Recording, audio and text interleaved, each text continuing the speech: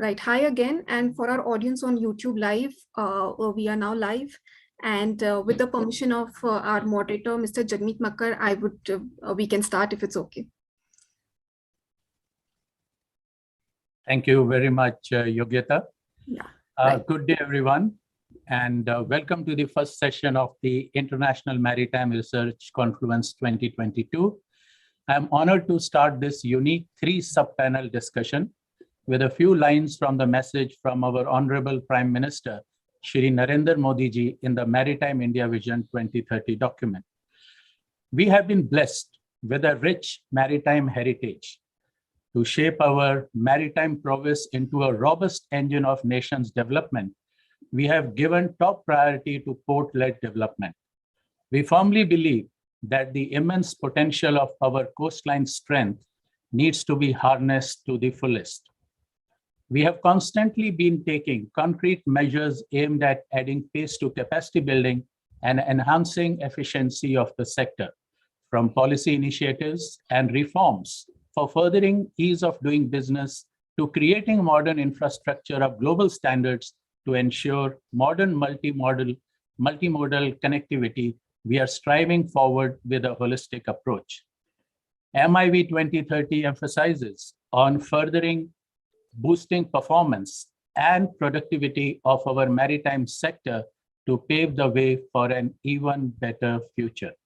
To strengthen our position of eminence in the global maritime sector, MIV 2030 identifies over 150 initiatives across various maritime subsectors like ports, shipping, and waterways.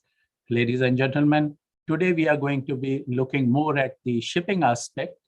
Today means in this specific session, and we will be looking at strengthening our position of eminence in the global maritime sector.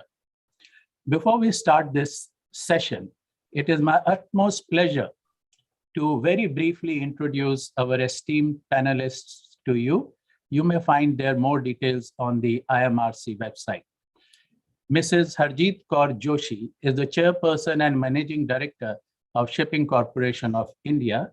Captain S.R. Patnaik is the Chief Executive Officer, International Shipping and Logistics, FZE, Dubai. Mrs. Vandana Agarwal is the Chairperson, IFSCA Committee on Ship Acquisition, Financing and Leasing, Government of India. Captain Pankaj Kapoor is from the Indian Law Offices. Mr. Rat Bhavani is the Managing Director and Chief Executive Officer of Premier Insurance Brokers Limited, Hong Kong. Mr. Shardul Thakur is a partner of Mullah and Mullah. Mr. Sanjeev Singh is the Head Marine Aviation and Specialty at General Insurance Council. And last but not the least, Mr. C.V. Subbarao is the Managing Director of Sanmar Shipping Limited. Dear very distinguished panelists, thank you very much for joining us today. Ladies and gentlemen, I would now request our speakers for their very brief opening statements, let's say 3-4 minutes. The key concept for this opening statement would be, what do we mean by building global credibility for Indian maritime sector? And what are the top 3 steps you would recommend to the policymakers and the industry through working together? So, Mrs. Harjeet Kaur, shall we start with you first, Mrs. Joshi? Thank you. Thank you, Jagmeet ji. So first of all, I'd like to thank IMRC 2022 for this lovely opportunity. And I must say that what we're going to discuss today is something which is very relevant for the Indian landscape. And I hope the discussions today lead us to something which will be very fruitful for the Indian economy and for the policymakers. Answering what Jagmeet ji asked was on the building the global credibility for the Indian maritime sector. Jagmeet ji, I would like to say focus on 3 points specifically on capacity building, on expertise, and on quality. Simply having the capacity will not be sufficient until and unless we have the necessary expertise, which is of global ranking, and as well as ensure that we are giving a quality product and service to the global maritime industry. So capacity building is something which we are going to talk more about today. What we require is the necessary tonnage to have that much of capacity to be able to make a difference in the global maritime sector. But when I'm talking about capacity, I would not like to restrict only to shipping. We need to have ports which are developed to be world class, have the capacity to handle large vessels, maximum volume of containers, quick turnaround time. We need to be the best that is available in the globe today. And this is going to help in the international maritime connectivity and international alliances. I like to be brief so that we can talk more when we come to the specifics. Thank you, ma'am. Thank you so much. Captain Patnaik. Yeah, thank you, Jagmeet, and good morning to all of you. It's a very, very important question, I think, how to build global credibility for the Indian maritime sector. So to me, the areas, so we have to understand it's a journey towards excellence. And the areas that I see where improvement is needed are primarily in following areas. So I'll start with ease of doing business with all stakeholders, whether it's ports, customs, immigration, DG shipping, local administration, that involves foreign and Indian ships both. Then offer quality service, as Mrs. Joshi said. Ships have to be very high quality and can trade worldwide with minimum detention and casualty. That's very important. And high quality of administration. Currently, Indian flag is under grey list. It has to get into white list as per Paris MOU. So that's something very important. Then timely adoption of international maritime regulations relating to safety of life at sea and pollution prevention, because we have to be in sync with what the world does. Effective legal system for dispute resolution and swift enforcement of foreign arbitration awards. That's again a very important point. Stable and reliable policies by the government and administration. And lastly, better infrastructure and services. Faster ports should have good ship repairing facilities, which is we are lacking quite a bit. Smooth and hassle-free crew change operations, supply of stores and spares, availability of high quality of fuel at economic price, etc., etc. So these are all very important for foreign ships calling Indian ports and to look forward for good services. And the 3 steps that I would recommend for policymakers are again to start with ease of doing business. Starts with regulatory, make regulations transparent, easier to implement, and avoid bureaucratic hurdles. That, especially in areas of customs duty evaluation, port tariff should be uniform and not arbitrarily changed, which we see in many private ports. The tariffs are changed at a very short notice, and that brings a lot of pain to ship owners. Immigration rules for crew change in India, again, it's a big pain point for a lot of ship owners. Then second is enforcement of overseas maritime awards, which is again a very, very important point, but we see the Indian legal system is very, very slow. And we have seen that enforcement of foreign maritime awards takes a long, long time. It takes something more than a couple of years. So that needs to be quickened, and we need to see a lot of improvement in that. And lastly, infrastructure and facilities will need a lot of improvement, whether it is having ship repairing facilities, dry docks. We don't have a good ship repairing facility in India, and ships have to go to start with China, then followed by Dubai, Bahrain, Duqm, Colombo, but not to India. So that only talks about how poor we are in basic thing like repairing ships. Steel prices are pretty high in India, whereas India is the second biggest steel producer in the world. So ships have to go all the way to China to do ship repairing or dry docking. Bunkering, again, the bunker prices are pretty expensive in India, and that also needs to be looked at. And lastly, the last mile connectivity, that continues to be a big challenge. We have seen that total logistics cost, the last mile connectivity cost itself is 50% of the total cost. So ships can come at $15 from Australia to India, but to move cargo from, say, Vizag to the hinterland, that's another $15. So that's something that needs to be smoothened. So all these factors that will lead to see that India emerging as a global player in the maritime sector. Thank you. Thank you, Captain Patnaik. There's a lot of food for thought in there.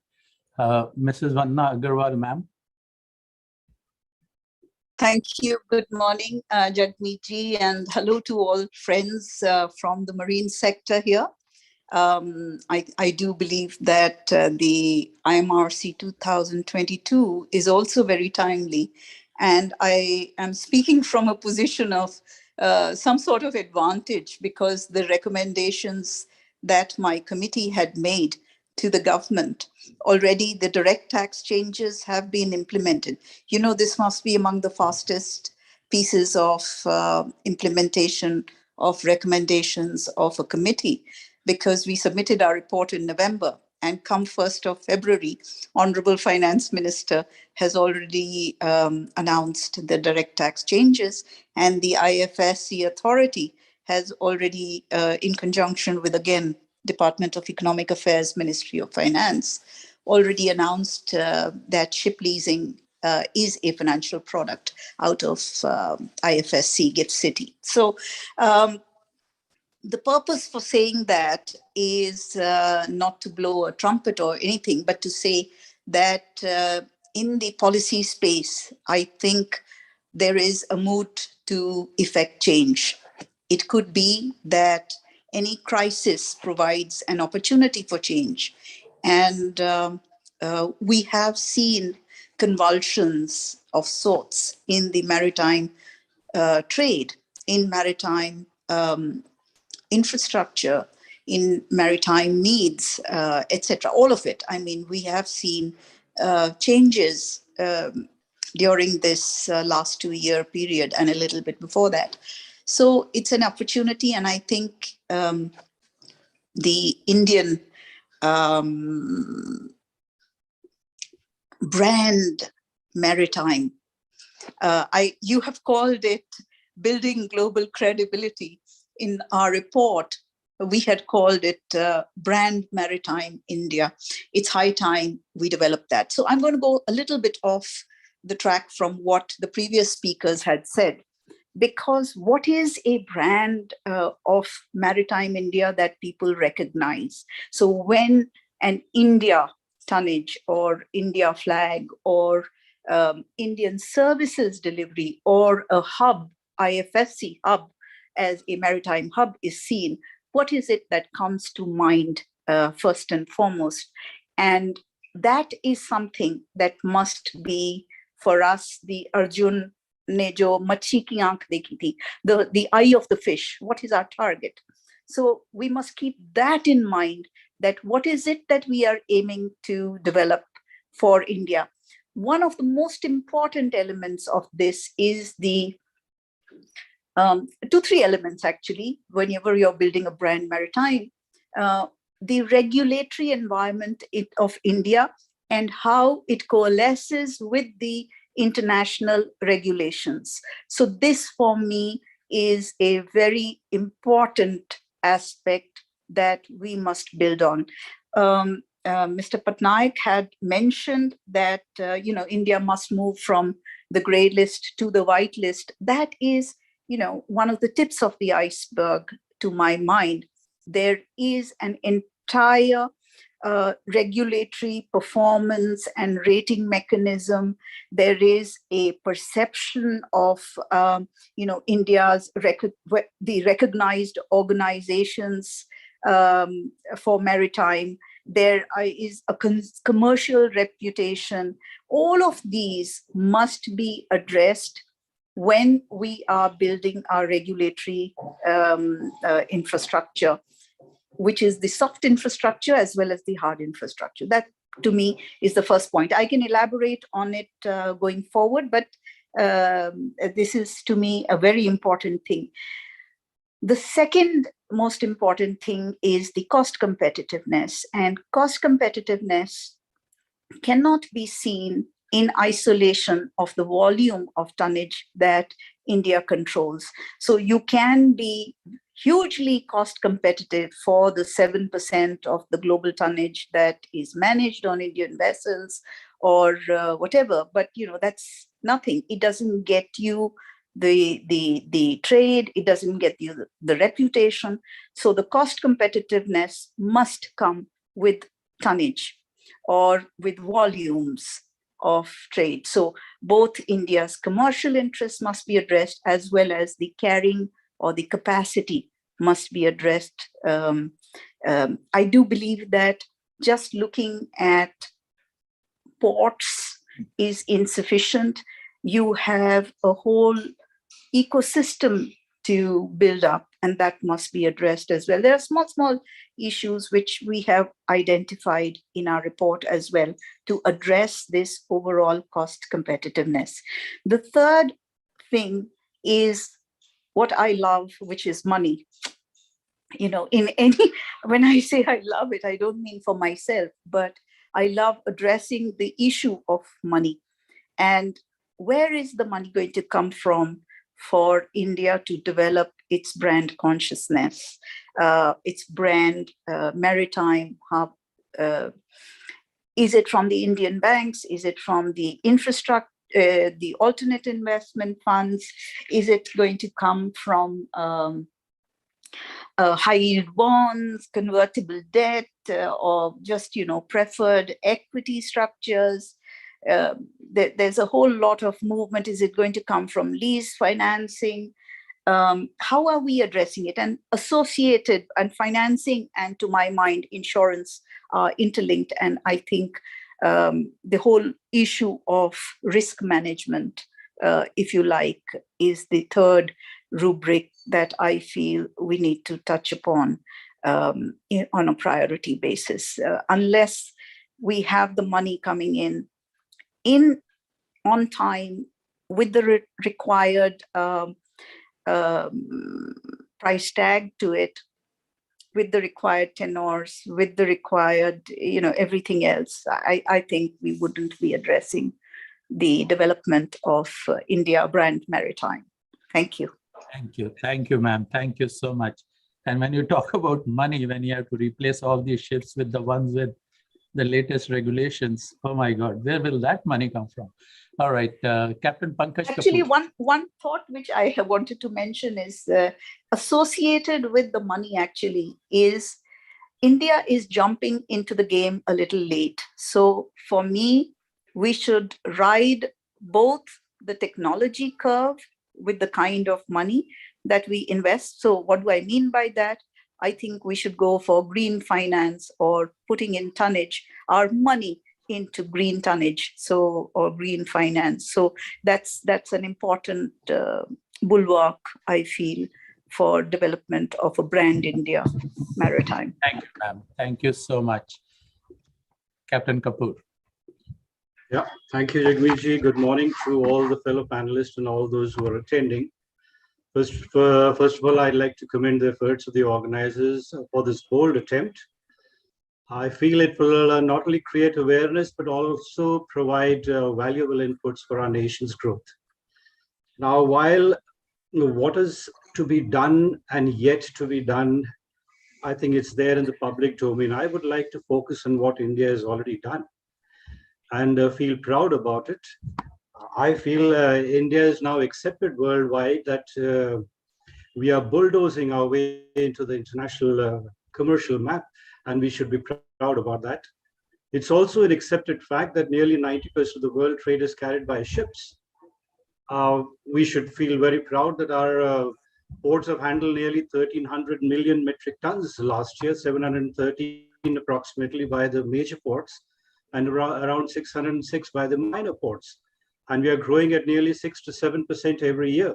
So these are things which we have to be proud on and build upon, like Vandana Madam has said, that build the brand India Maritime. I am all for it. Now, a couple of things which come to my mind. One of the speakers mentioned that the arbitration or the dispute resolution,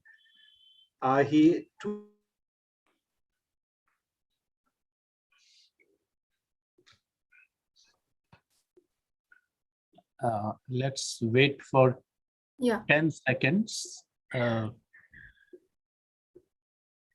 Okay, when Captain Kapoor comes back, it's perfectly fine. So can I request Mr. Rath Bhavani, please? Can we have your opening statement, please, sir? Yeah, Mr. Rath, may I request you to please unmute yourself? Yeah, great. Hi. Good morning, everybody. And greetings from Hong Kong. We are all in COVID-19 quarantine requirement, which is not allowing us to travel at all. So I trust you and your family members are safe wherever you are. I belong to the insurance industry, which is basically has one prime objective, and that is to provide stability to the economy. The question that is being promulgated or asked by Jagmeet is brand India in the maritime industry. A big question and a very broad subject for discussion. But from my point of view, I understand that business gets business. Ships carry goods or take away goods. Okay, that is a fundamental. So your domestic industry or your domestic production going abroad will only allow the vessels to come in or go out.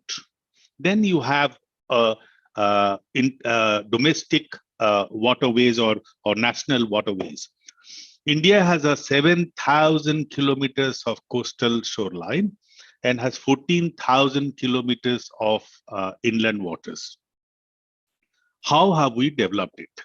How are we utilizing it? So coming back again, Mr. Patnaik said excellence. Yes, excellence for the country and excellence for the rest of the world will attract vessels to come in and go out. With vessels coming in and going out, you would require all kinds of insurance for property damage and for liabilities. A lot of things have already been said about dispute resolution, providing an ecosystem for business to develop. And I strongly believe once these vessels come, once you have the infrastructure and regulators make it mandatory for standardized policy wordings, I'm sure reinsurance capacity would be provided in Indian market will automatically get those capacities. Then the rest is claims handling and providing excellent dispute resolution mechanism. So whether we can do it pan-India or you'd like to have a separate model which is adopted in Middle East and in China and elsewhere, and that is creating economic zones where the level of efficiency would be much better, cutting across all kinds of tiers and deliver the goods, restoring the confidence of the industry on insurance industry. Thank you. Thank you, sir. Thank you very much. Mr. Shardul Thakkar, sir, can we have your views?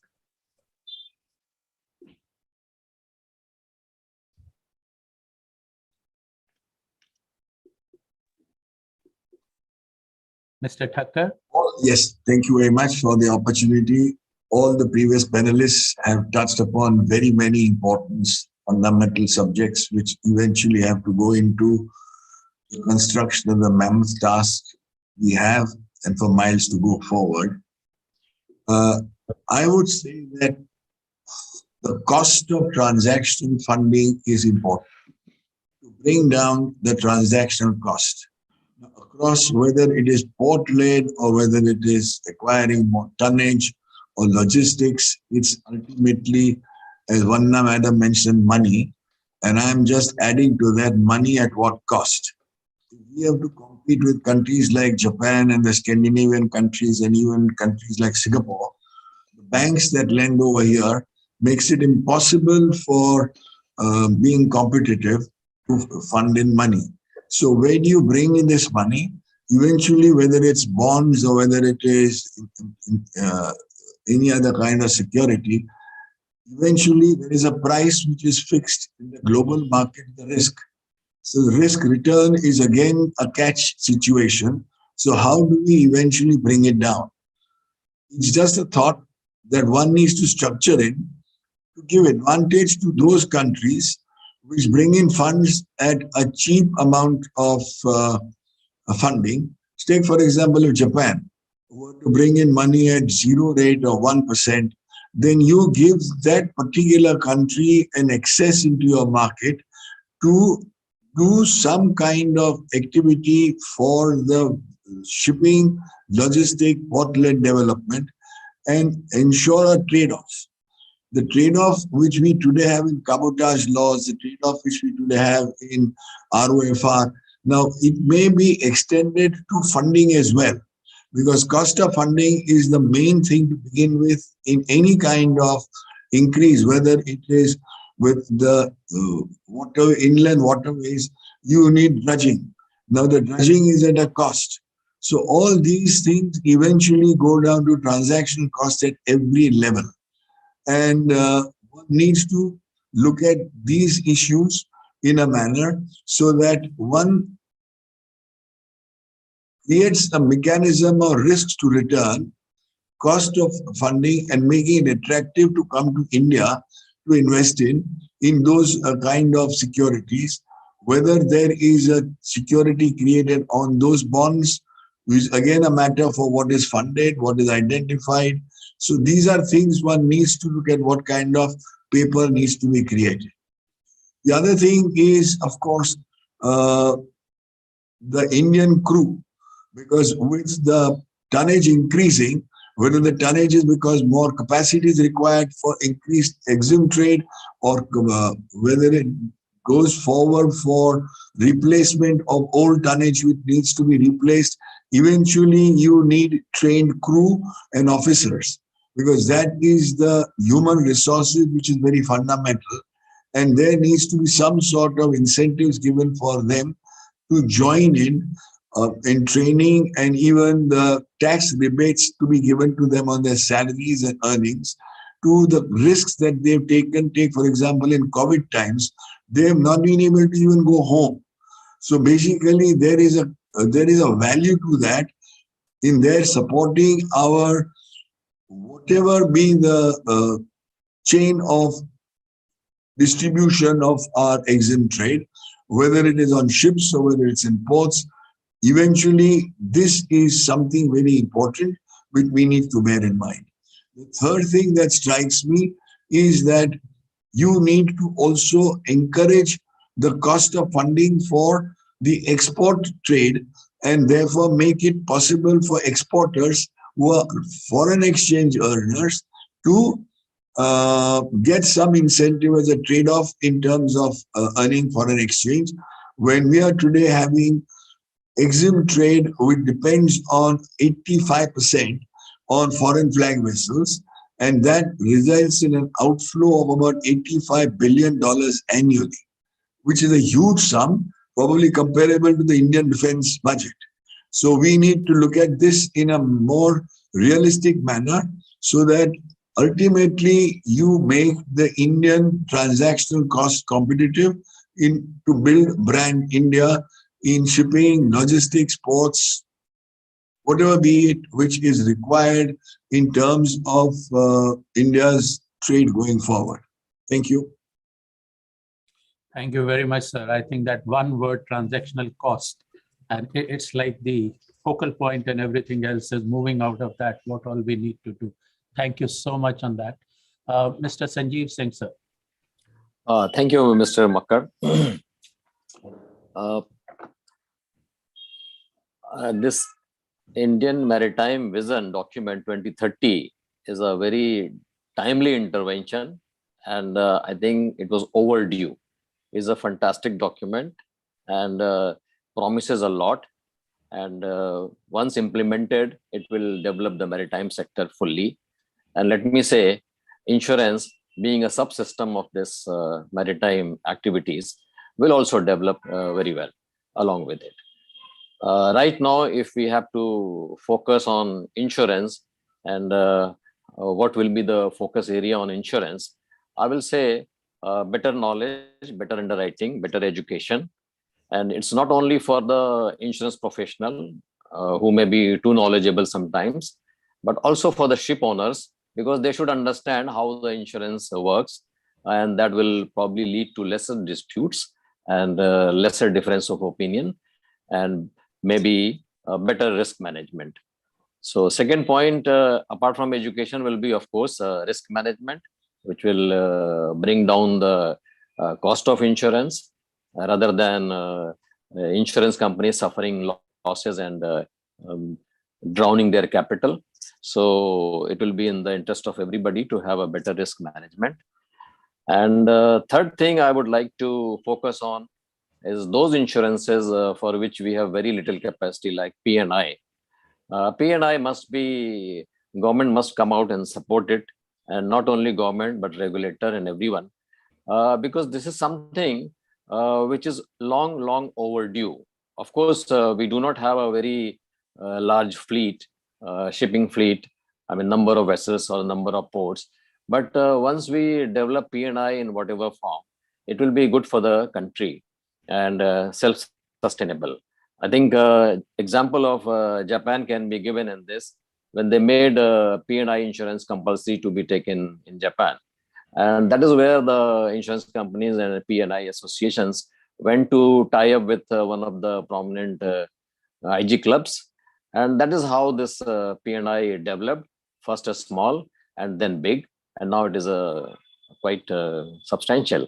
So this is the way to go. And P&I has a lot of potential from the neighboring countries, neighboring vessels. So these are the three areas I would like to focus as far as insurance is concerned, maritime insurance is concerned. So that's all for me. Thank you. Thank you, sir. Thank you very much. We will ask you to expand more on this. All these 3 points are exactly what has been mentioned in the Maritime India vision also, along with a proper plan with support of Mr. Rath. I think we will discuss more on that, sir. Captain Pankaj Kapoor, if you're back, please. Yes, sir. And, thank you very much, Jagmeet. I'm very sorry. We had an unannounced power outage in our area and I lost everything. So thank you very much for this opportunity, and thank you everybody for bearing with me. Like I was saying, that India is a very large importer of oil as well as minerals, close to $134 billion. That is a figure for the last year. And we should, in all our international contracts, have India-seated arbitration. Unfortunately, they're all foreign-seated, and that is not very well, does not go very well with our system.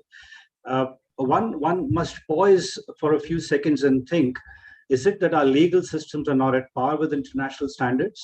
Or is it that our legal fraternity is not strong enough?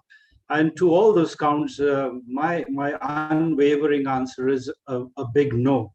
We are very well equipped, and my claim is not very unfounded. It is based on some very important judgments, very monumental judgments for Supreme Court. Just to name two, one of them was Sri Lal Mahal Limited versus Progetto Grano Spa, and the other one was Vijay Karya versus Prismian Kavi, where Supreme Court has not only encouraged arbitration, but also is willing to enforce foreign arbitration awards. So I think we should focus on bringing all the arbitrations and international contracts into India. I'll be very brief with 3 thrust points which I feel our government or our industry should take. One of them is to grant shipping and infrastructure status. That request has been pending for a very long time with the government. They have given shipbuilding and infrastructure status, but I think the entire shipping industry should be given that. And like I said in the very beginning of my address, that India is bulldozing its way into the international commercial map. We should develop and support. My second point is to develop and support a knowledge bank for the maritime professionals, which luckily has been started by the Gujarat University, Maritime University. And the third one, to increase Indian marine commerce, is to provide a massive and sustained thrust for development of blue economy. And with that, I'd like to close and thank Jagmeet and the organizers for this opportunity. Thank you. Thank you, Captain Kapoor. Really appreciate. And don't worry, to err is human, to louse things up, you need computers or technology. So fully understand where you're coming from.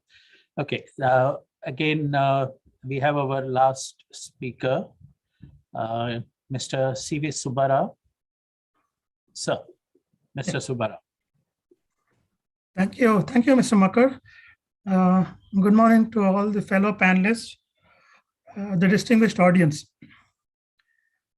As I understand, the reference being the global stature, I would like to, in fact, Mrs. Joshi has taken the words out of her mouth, so I will not mention that on quality assurance.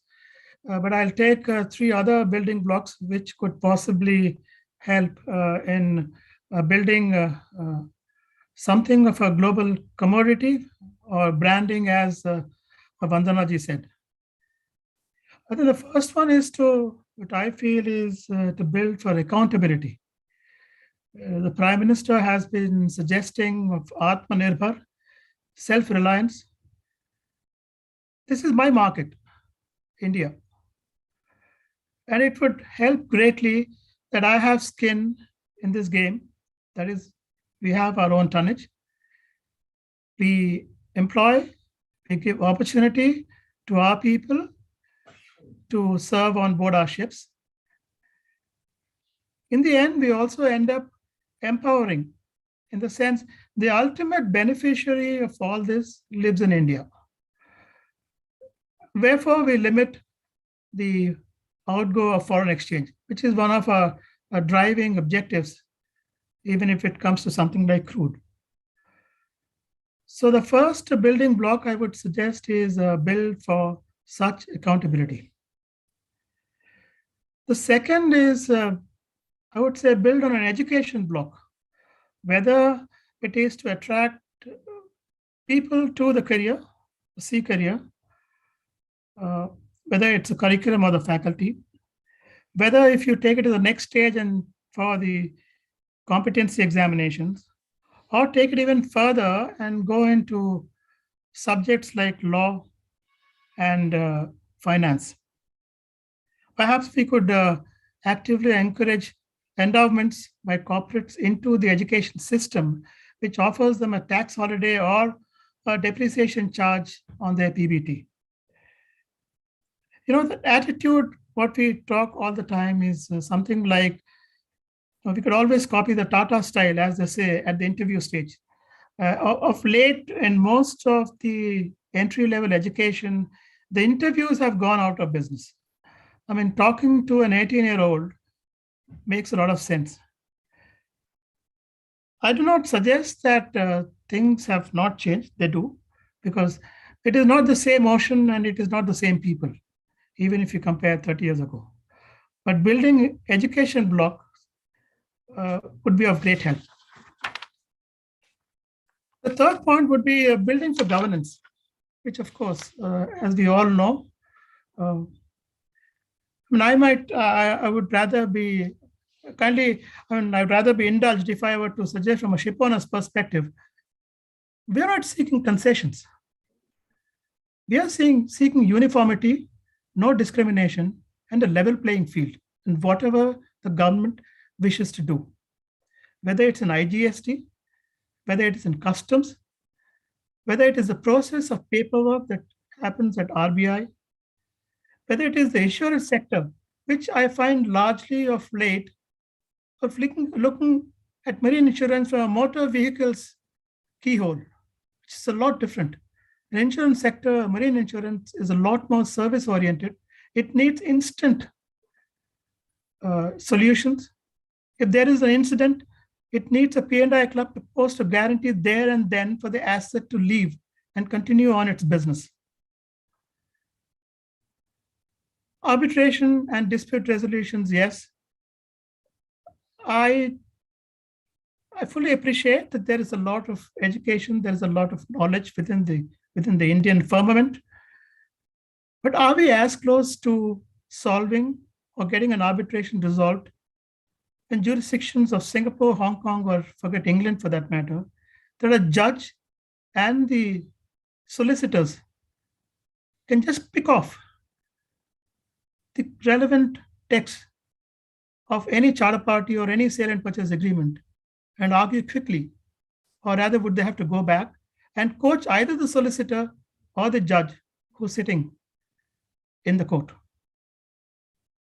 I would leave it at this. Perhaps we will expand a little more into the conceptually into the relevant panel discussions. Thank you. Thank you, Mr. Subbarao. And my sincere thanks to all the esteemed speakers. Absolutely fantastic. A lot of points have come in. I think Dr. Sanjay Bhavnani has got a lot of work to do to bring these together along with what we are going to be discussing later. Now, let us engage our eminent panelists in a panel discussion addressing how to strengthen India's position of eminence in the global maritime sector. Now, we have three specific streams or the concepts, and we have divided the panelists. Some of them will be repeating in sub-panels and discuss.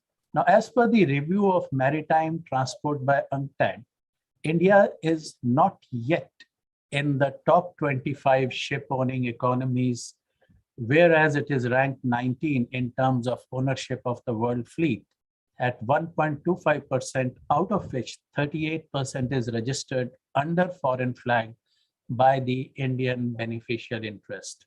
In other words, the Indian controlled, or rather Indian registered fleet is at present less than 0.8% of the world fleet.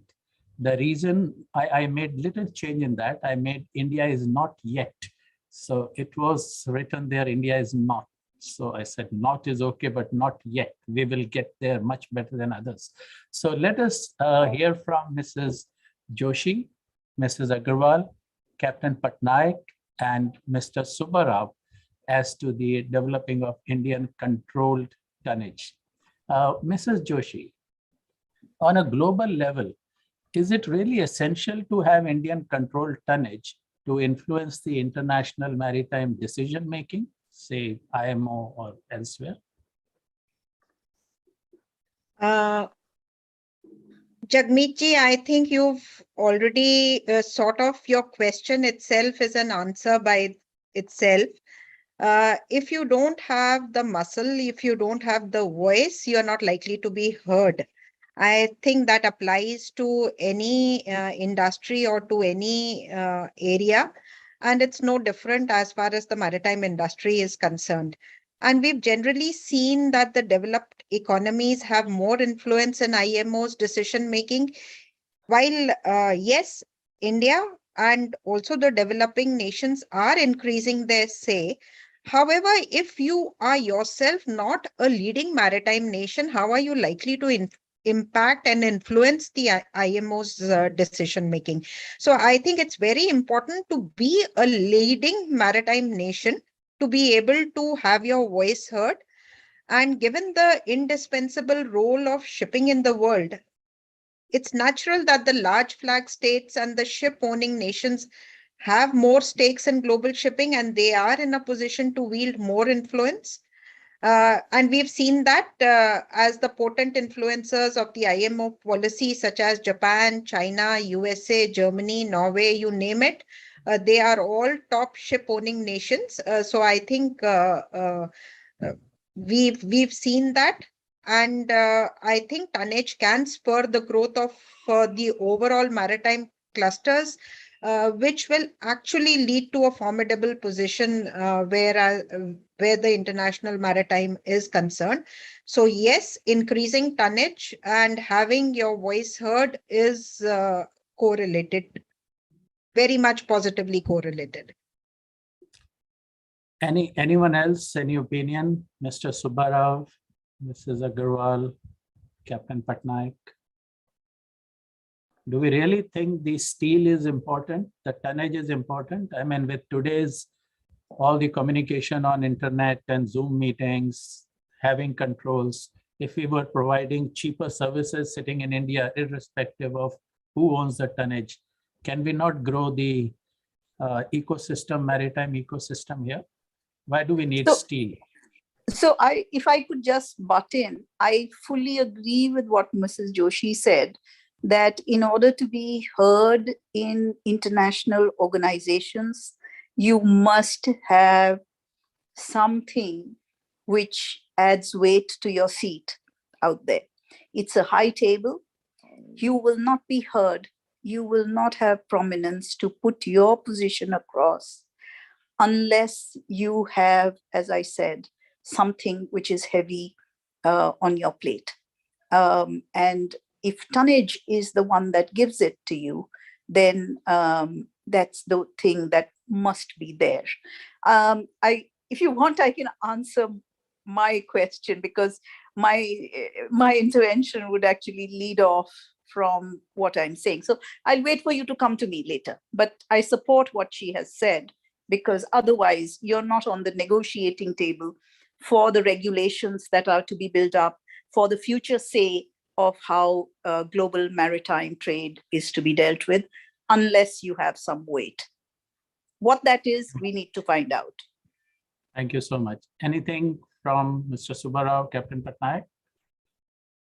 Now everyone is happy with that? Yeah, I think I completely agree with Mrs. Joshi and Vandanaji. So I'm fully for it.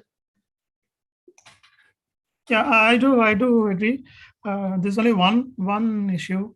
In the end, the country too matters.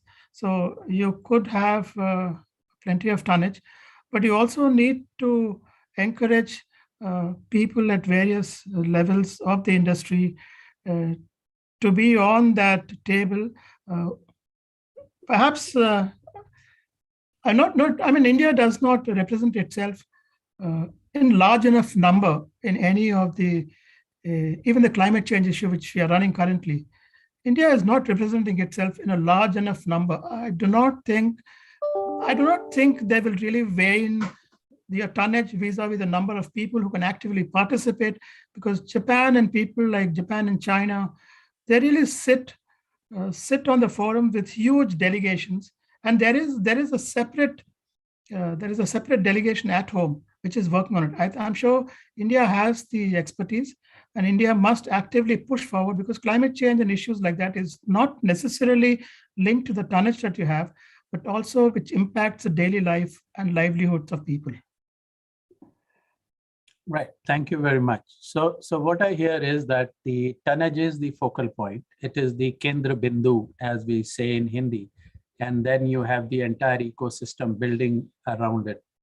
Is it really necessary? I just very quickly want, let us say from Mrs. Joshi, is it really necessary for the maritime ecosystem to grow that we have to have a larger fleet, ma'am? Jagmeet-ji, if you'll recollect, when we were working on the Vision 2030 document, I had come out with innovated a sort of a diagram, and that was almost a replica of our solar system. And I think I got that idea from there, with the sun right in the center and the earth revolving around it. I'm just trying to say that because that will help our audience to visualize. And when we talk about the maritime industry, I would say that shipping is at that core, replacing the sun. I mean, we are not replacing the sun. I'm just trying to replicate the model of the solar system and say that the shipping is right there at the core, and the entire ecosystem develops around it.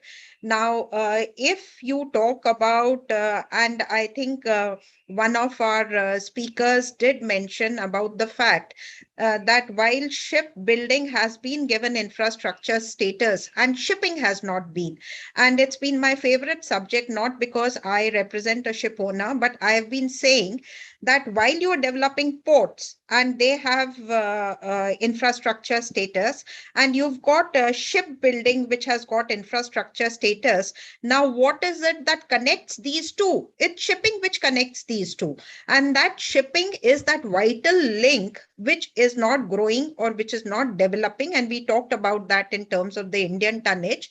So if that does not grow, how do you think that the Indian shipbuilding industry's growth is going to help?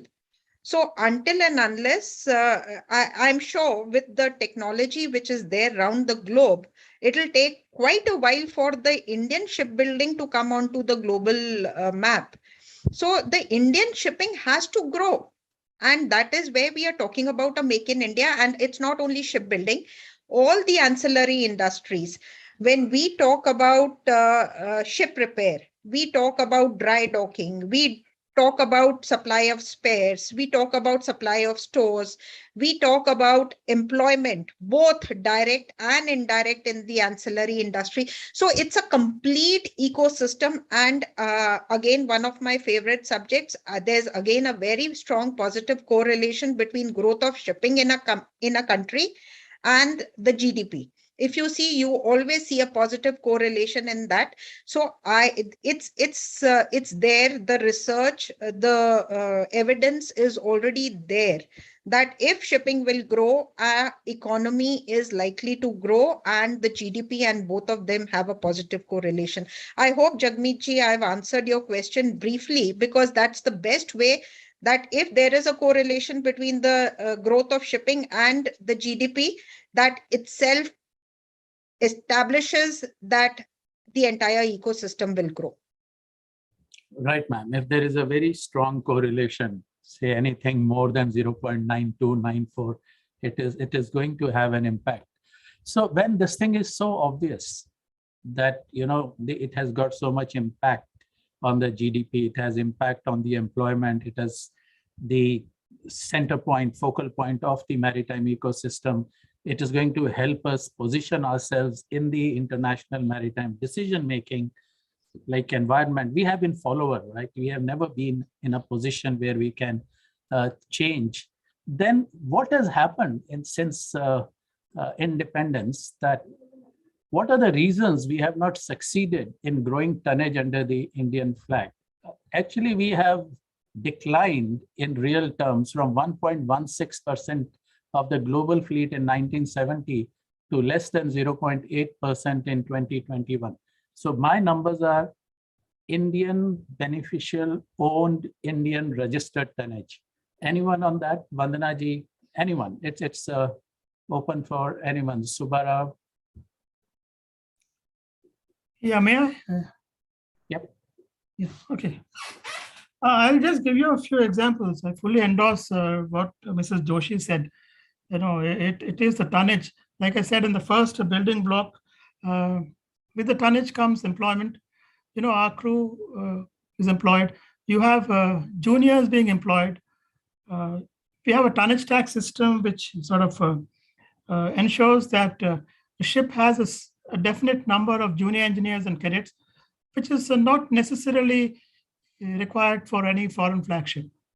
But I'll just give you two examples from an operating perspective. One is the IGST. Why when I'm talking of level playing fields, uniformity, no discrimination. You imagine that if the ship of, say, $10 million, an Indian owner buys, takes delivery in Dubai, another foreign owner buys a similar ship for $10 million in Dubai, and both come and pick up a cargo out of Sikka, say for UK continent. Now the Indian owner buys the ship, brings it to Sikka, so he's charged importation, which is 5% IGST. Now that is not done. It takes about 3 days to do this work. And then it is evaluated by a chartered engineer as approved by the customs. So in most of the cases, and I've never seen the other way around, the chartered engineer always finds and evaluates it, say $500,000 more, maybe $750,000 more than the value that you have paid for it. I mean, this is a willing seller, willing buyer. I paid 10 million. There is adequate proof. I don't think we need to have a chartered engineer to evaluate the value of the ship. That is one. Then secondly, they say, okay, this is like a product or an equipment which you imported into India, so I must have traveled. Okay, you didn't come in an aeroplane, so you brought it down, and then you got your bunkers. So all this is added together, and your GST is charged on that, IGST, 5%. We are assuming that the delivery, the latest for the cargo is adequate enough for the cargo to be picked up. In ideal conditions, the foreign flagship will come and pick up the cargo on the first day they tender NOR. And we are still waiting there to clear all this. Add it to 5%. I mean, there is a logic that people say that on a reverse charge basis, you will get an input credit on your charges, on your GST, but the ship just goes out and keeps sailing overseas. So I don't think that money comes back. So on the first point, you're not uniform enough. But all things being equal, it's not uniform. The second part is customs in a different context. I'll take it to a shipbuilding context. A main engine lands in Shanghai. Within 48 hours, it reaches any part of China. A mail engine lands in Bombay port. Within 48 hours, it will not move 1 inch from where it has landed on the jetty. Customs have their own, what I call the fiefdom. That's the sovereign. Now, this needs correction. All these are nail biting. You go and apply for a foreign exchange permission, say escrow account. You go to RBI, it takes you time. RBI, we have done leasing. We go to bareboat charters. RBI takes sometimes 60, 70, 80 days to understand the project first. And in some cases, we have even dropped the deals. So leasing is fine, but this entire ecosystem, as Mr. Joshi rightly said, has to be together. That is fundamental. If we can do that, we will have achieved the goal of increasing tonnage. And incidentally, just one small point on the India control tonnage. India has a system of ICT, which is called India control tonnage, where you can buy a ship, the Indian owner, but you can even flag it overseas. So that is just to make the minor differentiation which you pointed out. But I imagine on this forum, when you say India control tonnage, it's a direct control by the Indian owner and being flagged into India. Yeah, this is exactly what I meant was Indian flag, Indian registered. Now, what I have been hearing, my apologies. Can I add to that? Yes, ma'am, please. So while Subbarao-ji has very rightly, and I'll not like to repeat what Subbarao-ji has very rightly talked, he's talked about the pain points on the GST, on the customs, on having an equal playing field. So other than that, I'd like to add a couple of more points because there is a legacy reason too with respect to, and yes, when we are talking about Indian tonnage, I think we need to talk about Indian flag. We are really not just interested in the Indian tonnage. We are definitely interested in increasing the Indian flag. And there I would say that when you are asking that why this has not happened since independence, so other than the legacy, there is also, if you'll recall, in the 1990s, there was a foreign exchange crunch in the country. And there were restrictions on remittances. And that time was the environment in the country was very different. And that is the time when you saw a lot of people going and doing business out of Singapore, out of Dubai. And the ecosystem of ship brokers, marine insurance companies, maritime lawyers actually established their base in Dubai or Singapore at that time. So during the 1990s, this transition was seen. And once the ecosystem and the environment over there was found to be conducive, I think people did not find any reason to get back to India. And there is a cost disadvantage which is suffered by the Indian flagships. So that is why we are not talking about Indian controlled tonnage. We are talking about Indian flagships. Indian flagships have a clear disadvantage. Subbarao-ji has brought that out. And today, not only other than the level playing field, but as we know that shipping is a very cyclical industry. And there is an immense amount of risk. And that is where I say many people in the corridors of power equate shipping and aviation. I don't think there is anything which is comparable in terms of shipping and aviation. Of course, during the COVID, aviation industry has been impacted in a big way, while shipping has not been. That itself establishes that there is no commonality between the two industries. And shipping being cyclical, there is an immense amount of risk which a ship owner takes onto his balance sheet, because there would be a certain amount of funding he would be doing out of his balance sheet. And when we talk about shipping, we all understand it's a highly capital intensive industry. And to that extent, we are grateful to Vandana ji for having done the work with respect to leasing. But still, ship leasing is a product which is not greatly developed. And there is risk associated with that too.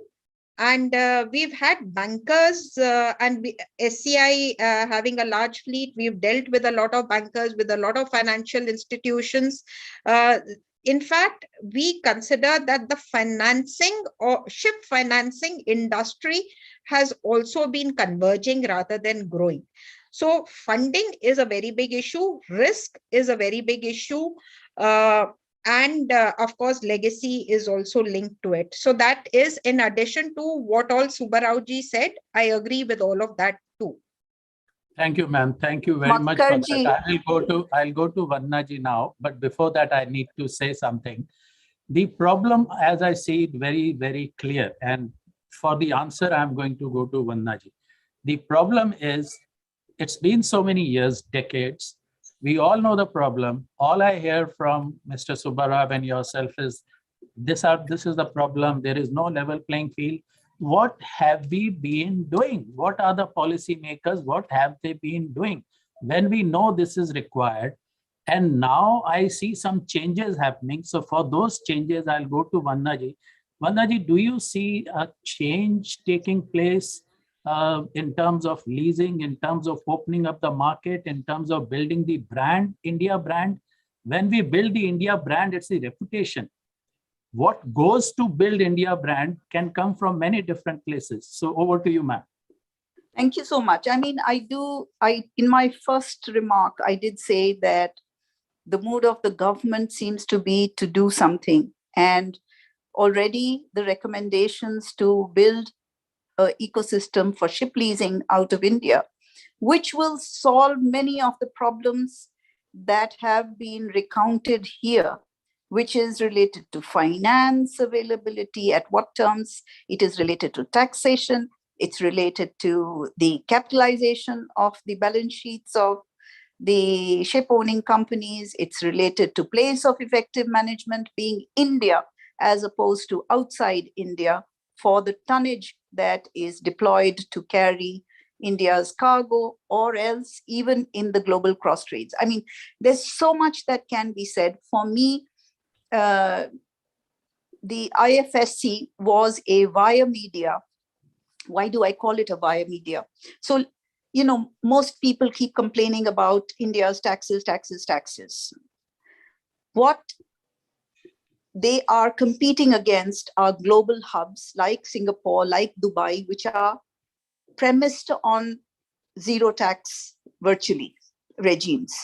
Now, can India give a shipping sector out of mainland India a zero tax regime? Obviously not, because every other sector will say, I'm equally strategic. Is defense production not strategic? Is aviation not strategic? Everything, I can list so many strategic sectors. So do we make India a complete zero tax economy? That's not possible. It's possible to do it out of Singapore. It's possible to do it out of Dubai, etc., because they have certain models for the economies which are focused on just these and not the broad base that India has. So what did we plan to do? We plan to make a hub, which is an offshore India at IFSC, and give it the full cost effectiveness, as I said in my previous intervention, which looks at, when I spoke about machi ki aankh, that is the freight rate for me. What is the cost of providing freight to the consumer? That's the freight rate. And that encompasses every other element of cost from along the value chain for providing shipping services. So at the end of the day, are we effective? Are we cost effective? Only then will business come to India. So when I look at what are we doing to develop, I hear a lot, shipping sectors is so needed because it will help grow the economy. But when India's economy was growing at double digit or 9% and 8% through the 1990s and even later on, did shipping sector grow at those numbers? It didn't. Why? Because there are some key lacunae or vested interests in the shipping sector which didn't allow it to grow. And what do I mean by that? So let's look at the value chain for development of tonnage. From R&D in shipbuilding, on R&D in any, even in services delivery, where is India? Zero, practically zero. to building ships, where are we? Practically zero. To maintenance of ships, repairs, etc. Where are we? To recycling, yes, we do 30% of recycling or ship breaking, but that's the end of the chain. We don't have the muscle on this platform to have a brand India Maritime. Let's look at the second tier. What is the second tier? Which is the financing. Why did China develop? It poured finance, and that cheap finance helped develop its aviation sector. It helped develop its shipping sector, etc., etc. I don't need to tell that to all of you. Do we have that cheap finance? Can India provide that? Yes, it can do out of an IFSC, which is again being developed as an offshore hub. But can we do it purely out of domestic India with the rupee? Yes, we can make very important steps, and they must be made. But that's a slightly longer game to be played. It is a call that must be taken. And as I said, the money talks. We need to make money available at affordable rates to the shipping sector, irrespective of whether it's the physical chain, value chain for shipbuilding or ship owning, or it's the shipping activities themselves, or it's the commercial component, which is the cargo to be carried. So at all three levels, money will have a very important role, and we must address that. That's the second point that I've been making. Then let's look at where else is India weighty? What can we do? Yes, we have a huge consumer market. We have a huge manufacturing base. But have we punched in the shipping sector as per our weight? No, we haven't.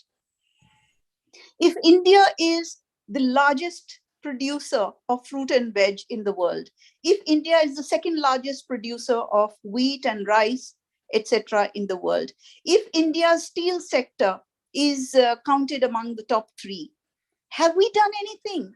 Is the shipping sector's carriage of this cargo, and these are all bulk cargo, some parts of fruit and veg, which is temperature sensitive and time sensitive, aviation has to take care of it. I accept that. But for the rest, the ships have to provide that. Did we do that? India is a net importer of oil, of fertilizer, of so many other essentials like iron ore and cement, etc., etc. Do we have a saying? Do we have a rank in the world on the commercials? No, we don't. So somewhere something is drastically wrong, and just talking about trade, etc., or taxes, etc., is not the answer. We need to be holistic. We need to have our eye firmly on what is our objective, which is the freight rate. What our eye has to be on R&D, because we are entering the world very late. So the more we innovate, we've got 135 billion brains. I mean, we crore brains. Why aren't we putting, networking them and producing the R&D which is required? Our universities need to do that. The skills have to be developed in our seafarers. Yes, they are fifth ranking. India is a supplier of seafarers. That can be our USP. But are we doing sufficient in that? Are we skilling them sufficiently? Are they innovating as long as, and also providing services? So, there are a number of things which we need to get into, but on the value chain, we must have the numbers for whatever we do for us to be able to get counted. And It's strategic. We cannot afford to miss the bus.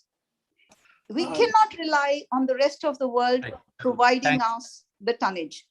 Thank you, ma'am. I think time for this sub-panel is over. Jagmeet,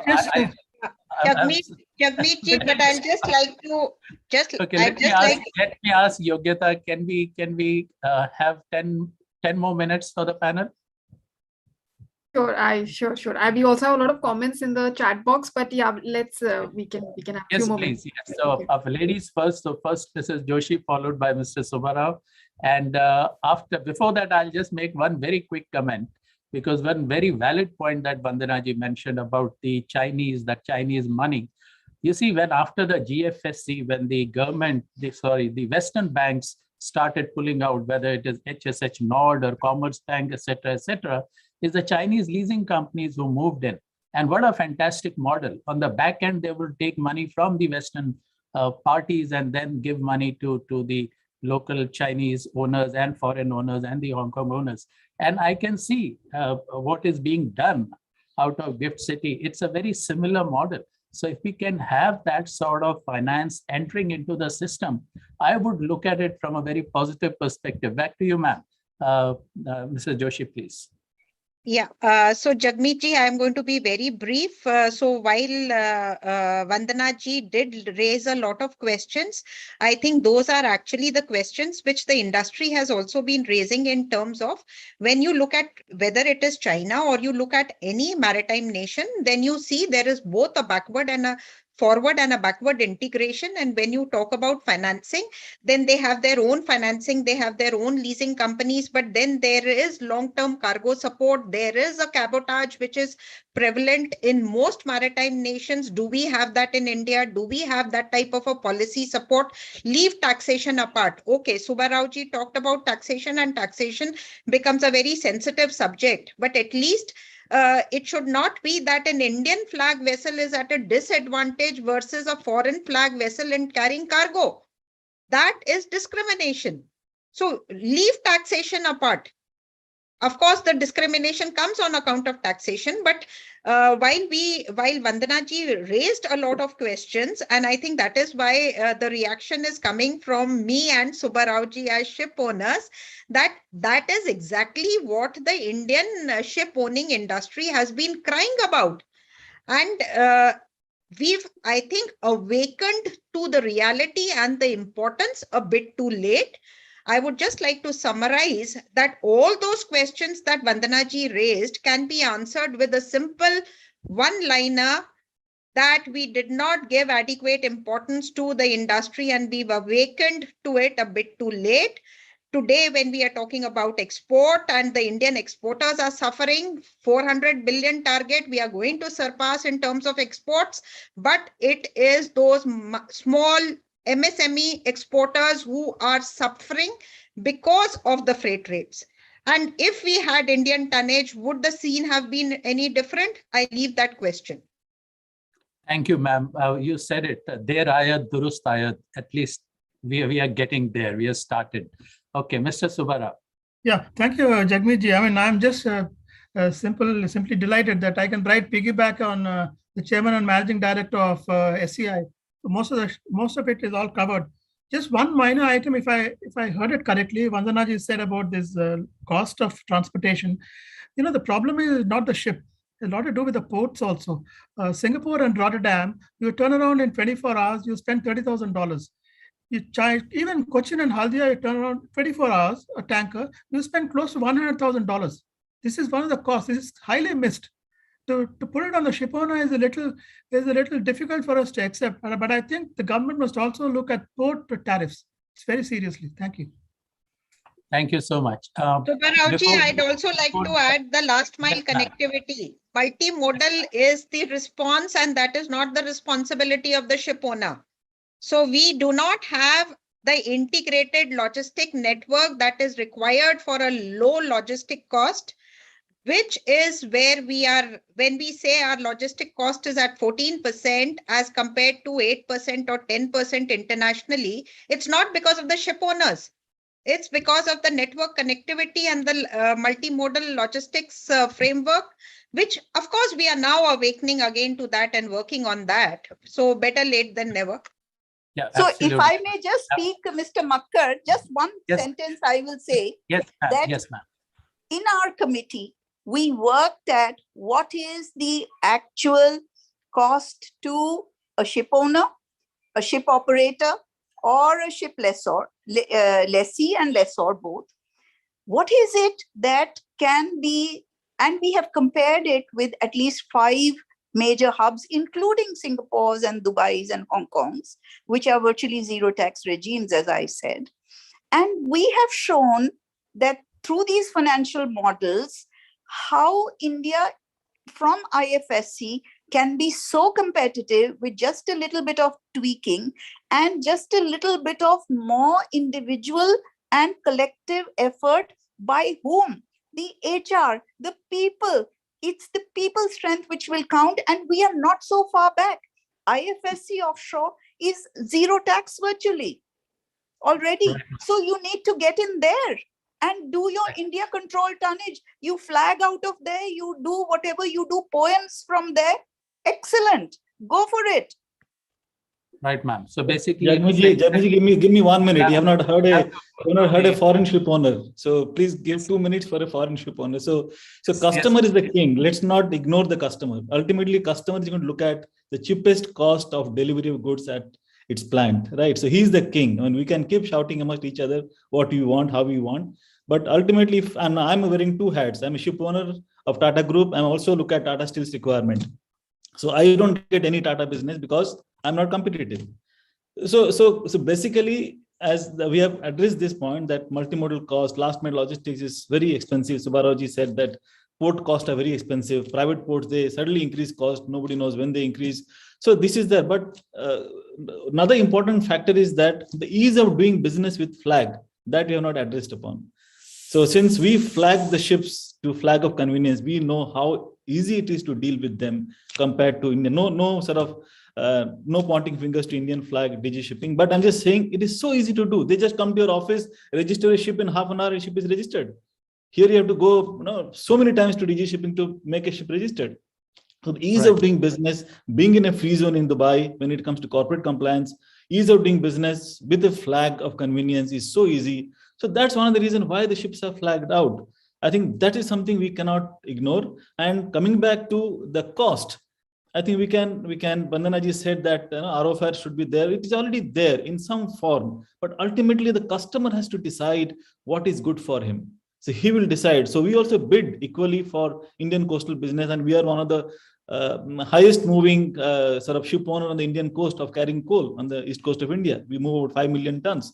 So because again, being a foreign company, so ultimately we have to see both sides. What the customer wants, Indian customer wants. He wants the cost of goods to be moved at the most economical cost. That should not be discarded or ignored.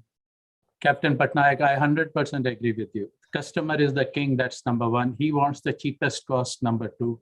We would like Indian control tonnage, whether it is only register or everything else. There could be different models. We don't have time today to discuss. All that will need to be done.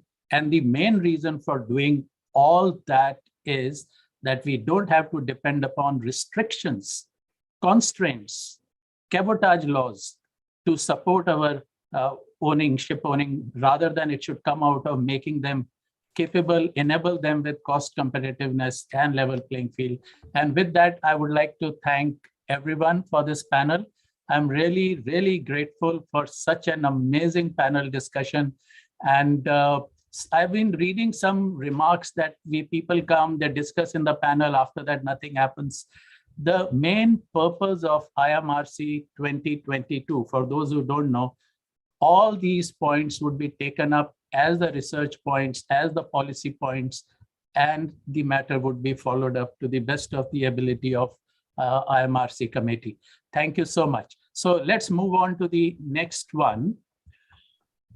The second one is to increase India's insurance capacity for the maritime sector, which will be deliberated between Mr. Sanjeev Singh, Mr. Bhavani Rath, Mrs. Joshi, and Mrs. Agarwal. Marine insurance is one of the less understood aspects of shipping and port industry in India. There are a number of factors that are plaguing India's insurance sector. Some are lack of integrated approach, excessive multi-broking and intermediaries, lack of experience and expertise, lack of understanding of maritime law, and most importantly, failure to comprehend interconnective nature of maritime contracts. As a very dear friend of mine, he is also an insurance expert, Jonathan Jones, he said, India is relatively free of legacy issues or resistance to change or vested interest in the maritime world. I wish he is there listening to this program today. Embrace and evolve with today and tomorrow in mind, not with quill and sail in mind. Fantastic and exciting opportunities abound. Smart shipping needs smart insurance. Now, with this background, again, ladies first, so I'm going to come to Mrs. Joshi again. Ma'am, what are the major steps that, in your opinion, may be required to ensure that the claims are paid when you put in a claim to an underwriter, an insurance company? Jagmeet ji, I'll be candid enough to admit that I'm not an insurance expert, but as a ship owner, I'd like to say that let's look at claims from two perspectives. One is from the ship owner's perspective, as well as on the other side from the insurer's perspective. If you see I'll speak from a ship owner's perspective. And I think when we had worked on the Vision 2030 document, at that time, we had very effectively talked about the problems which are around the claim settlement. And if I can talk about it, there is a lot of manual paperwork and documentation which is still there. There is limited standardization in the marine policy. And the claim process itself is quite tedious. And if you see that sometimes there are surveyors with no maritime background who are being appointed, and it takes time. I think it takes two to tango. There are problems on both sides. I'm talking from a ship owner's perspective. It takes a substantially long time, anything from 63 to 84 days for a claim settlement. And that again is interlinked to the attractiveness of shipping as an industry, because shipping being capital intensive, there's a lot of risk. And if your money gets blocked, it's not going to be a very attractive proposition from people wanting to join the industry. So I think we need to, while of course from the insurer's perspective, he will have issues relating to material disclosures, and he may have problems with respect to settlement of claims. But I think it takes two to tango. So there are woes on both sides. Thank you, ma'am. So I'll come to Mr. Ratna, who has been quite helpful to us when we were developing the insurance part of the Maritime India vision with regards to gold standards and risk evaluation, etc. So, Mr. Rath, you heard a ship owner talking about the issues. Can we have your opinion, and what are the solutions? Thank you, Mrs. Joshi. And thank you, Jagmeet, for including me in this August panel. I'm asking myself, is it the first time that I hear about claims not being settled in time? No. Okay. Am I taking the responsibility as a representative of insurance industry, particularly the intermediary sector in the World Federation of Insurance Intermediaries? Of course not. Okay. But the problem starts with Mrs. Joshi, the ship owners. For the first time, and for every time, you should consider that insurance is a legal contract. Okay, so when you start buying insurance as if you are buying papers or potatoes, then you have a problem. You go for the cheapest insurance policy. So who are the people who are going to interpret these terms and conditions? People who do not have adequate capital to pay your large claims. Because marine insurance produces large claims. So second part is, they are not trained well to understand. Okay, I can only talk to Jagmeet or you, madam, if I am equally experienced in my domain. If I am not experienced, you will not call me, you will not talk to me. So what happens, you delegate insurance to somebody, he deals with somebody, and believe me, the insurance clerk who is handling your claim has a problem with his wife or family, then that frustration gets reflected in their claims processing. Okay, so, but on the larger picture, I must say, Madam Joshi and the panel members, that insurance industry, particularly the hull industry, is a loss-making industry. Insurers do not make profit in hull insurance sector globally. P&I is separate because on 18th of February, members pay premium, and premium has always been catching up with the claims. whereas hull and machinery is very different. And believe me, Shardul Bhai will agree with me that some of the most standardized insurance contracts, standard insurance clauses are in practice in hull insurance and cargo insurance. Coming back to India, see what we see here, and that I have seen every time. I have seen shipping corporations fleet. I have seen Great Eastern's fleet. Okay, the problem is we have only 2 large fleets. All other fleets have died. Okay, so the pressure is very heavy on you people to pay for your claims, because the theory of rating, which is collect from many, pay few, has basically gone. So coming back to the basics, a standardized policy wording as the minimum requirement, allowing insurers to expand the wordings or cover as and when required by plugging suitable standardized clauses. Institute clauses in cargo, institute clauses in hull insurance have been there for hundreds of years. They are tried and tested. There are hundreds and thousands of legal cases. So instead of following those clauses, when we start inserting some other clauses, those clauses create problem in the event of a litigation. Compulsory insurance for owners and operators for ports to buy such minimum insurance. We are talking about ports and terminals, hull and machinery, and P&I. So put a minimum financial rating for insurers and reinsurers by credible rating agencies. This is essential for securing the assets through an insurance contract backed up by financially sound insurers and reinsurers.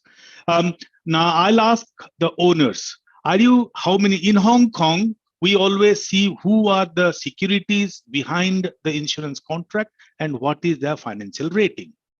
The problem is when a company with a solvency ratio of 0.15 against the regulator's requirement of 2.5 offers an insurance contract and you buy it, they will not pay your claim. They have depended on reinsurance contract. If the reinsurer's rating is BBB or BB minus, or there is a large claim, the entire thing will collapse because their reinsurers will not pay. It's a highly integrated contract. So because you are talking about cargo plus hull, $200 million for one vessel, your Indian oil vessel, New Diamond, is having a problem now. Okay, so security rating, financial rating is very important. Third, quick and proper claims handling. That is one of the key, because that is the deliverable which you see. Intangible contract of insurance, what is visible is how quickly you settle a claim. If the claim settlement is delayed, the insurance contract has not delivered. Establishing a culture of risk management. This is something where India has to work very hard. Alternate dispute resolution mechanism for expeditious settlement of disputes. Everything need not go to the court.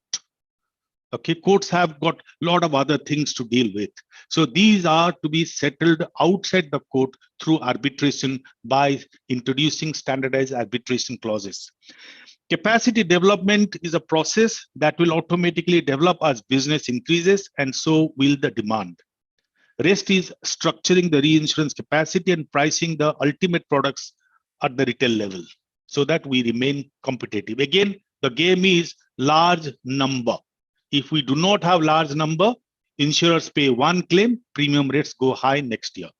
So last but not the least, create an ecosystem to have many Jagmeets, Sanjeevs, Shardul Bhais, Mrs. Joshi, and so on.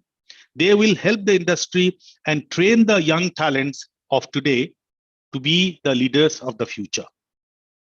Capital deployment is in this line of business will automatically happen when investors see growth, profit, and sound market practices overseen by market regulators. We did discuss about interest rate and shipbuilding.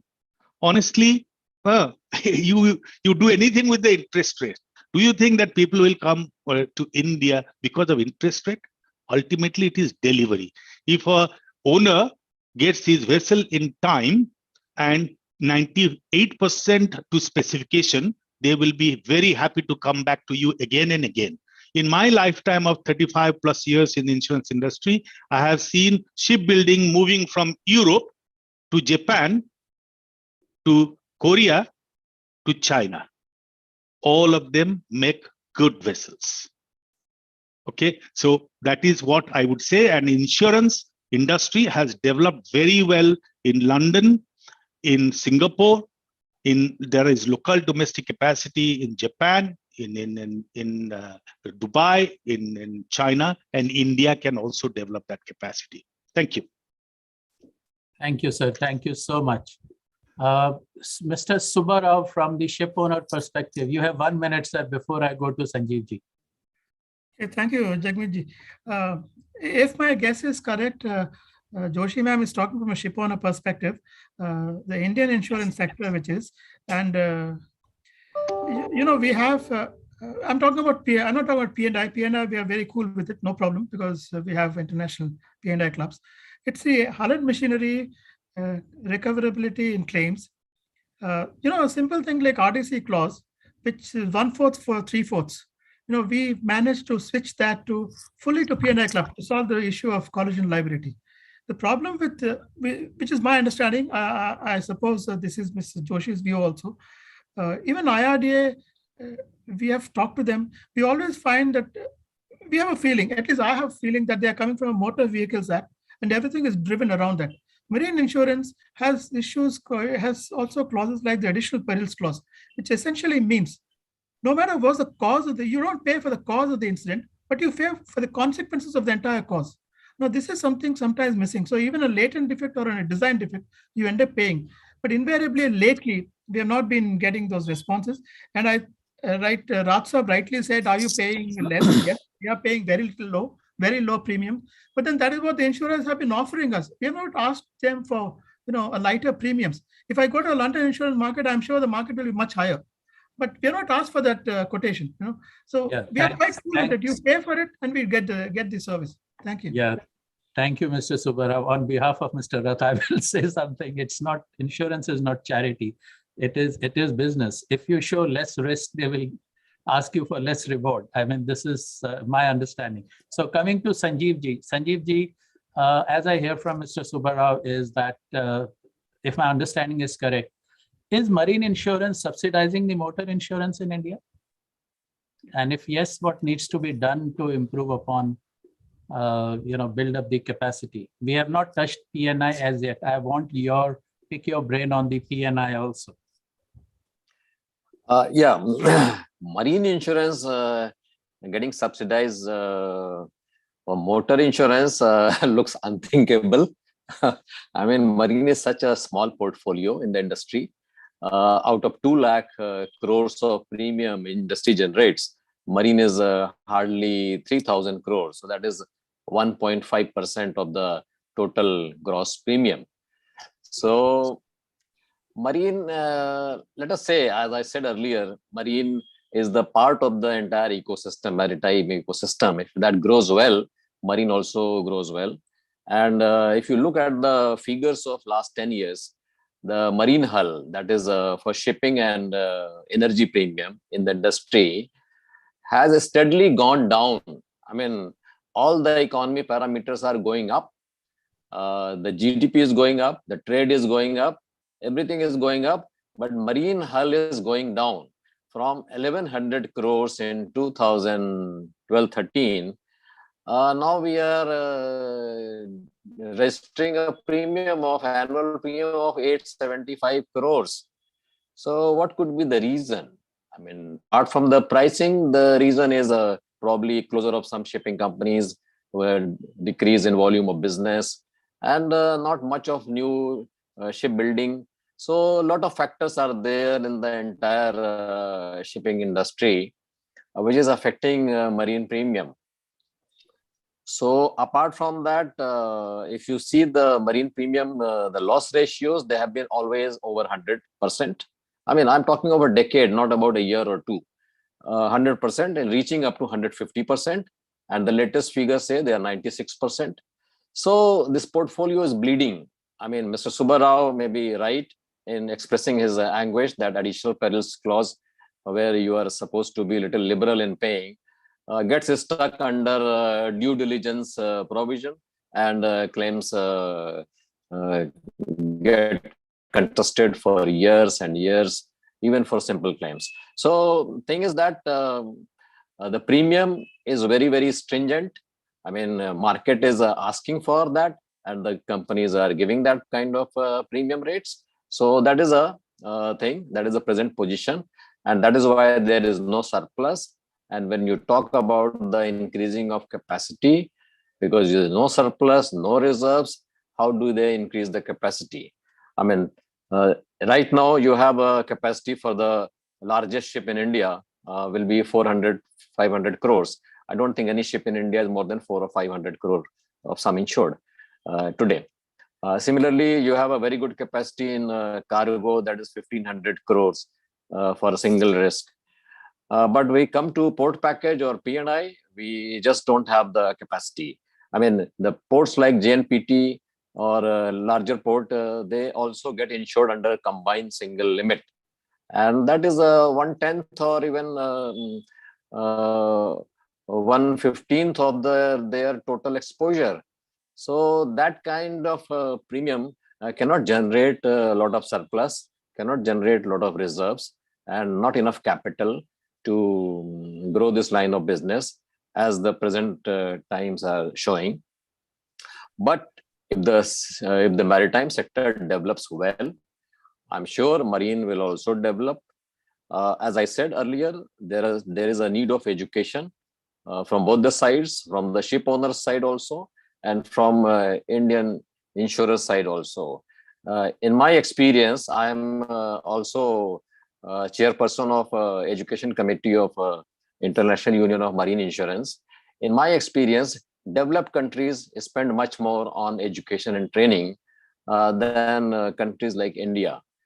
Can you believe that 40 persons from Japan come for Ayumi's education program, 20 persons from London market, 20 persons from European market? I mean, Singapore, Hong Kong also sends a lot of people for training and education. From India, we struggle to get 8-10 persons in 2 years. So that again shows the kind of dismal levels of depth insurance has gone down to, and needs to have a very, very strong and robust support system to take it to its acceptable level.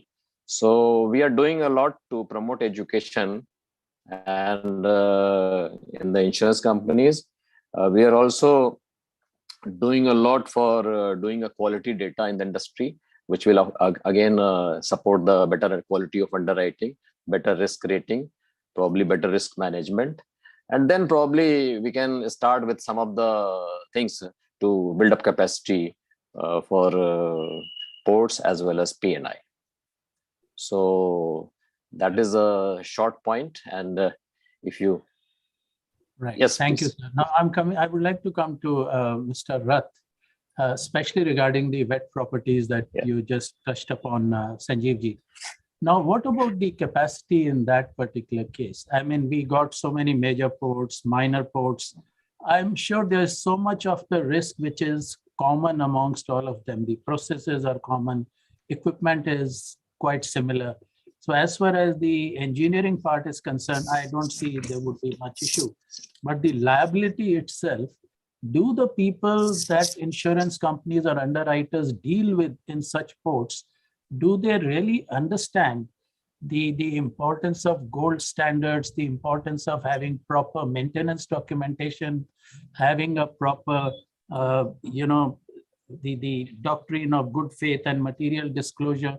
Where do you see these problems, Mr. Rath, and how do you think we can resolve that in addition to what Sanjeev ji mentioned about training? I think earlier Mr. Patnaik or somebody mentioned about excellence. So insurance industry heavily relies on opinion from experts. Okay.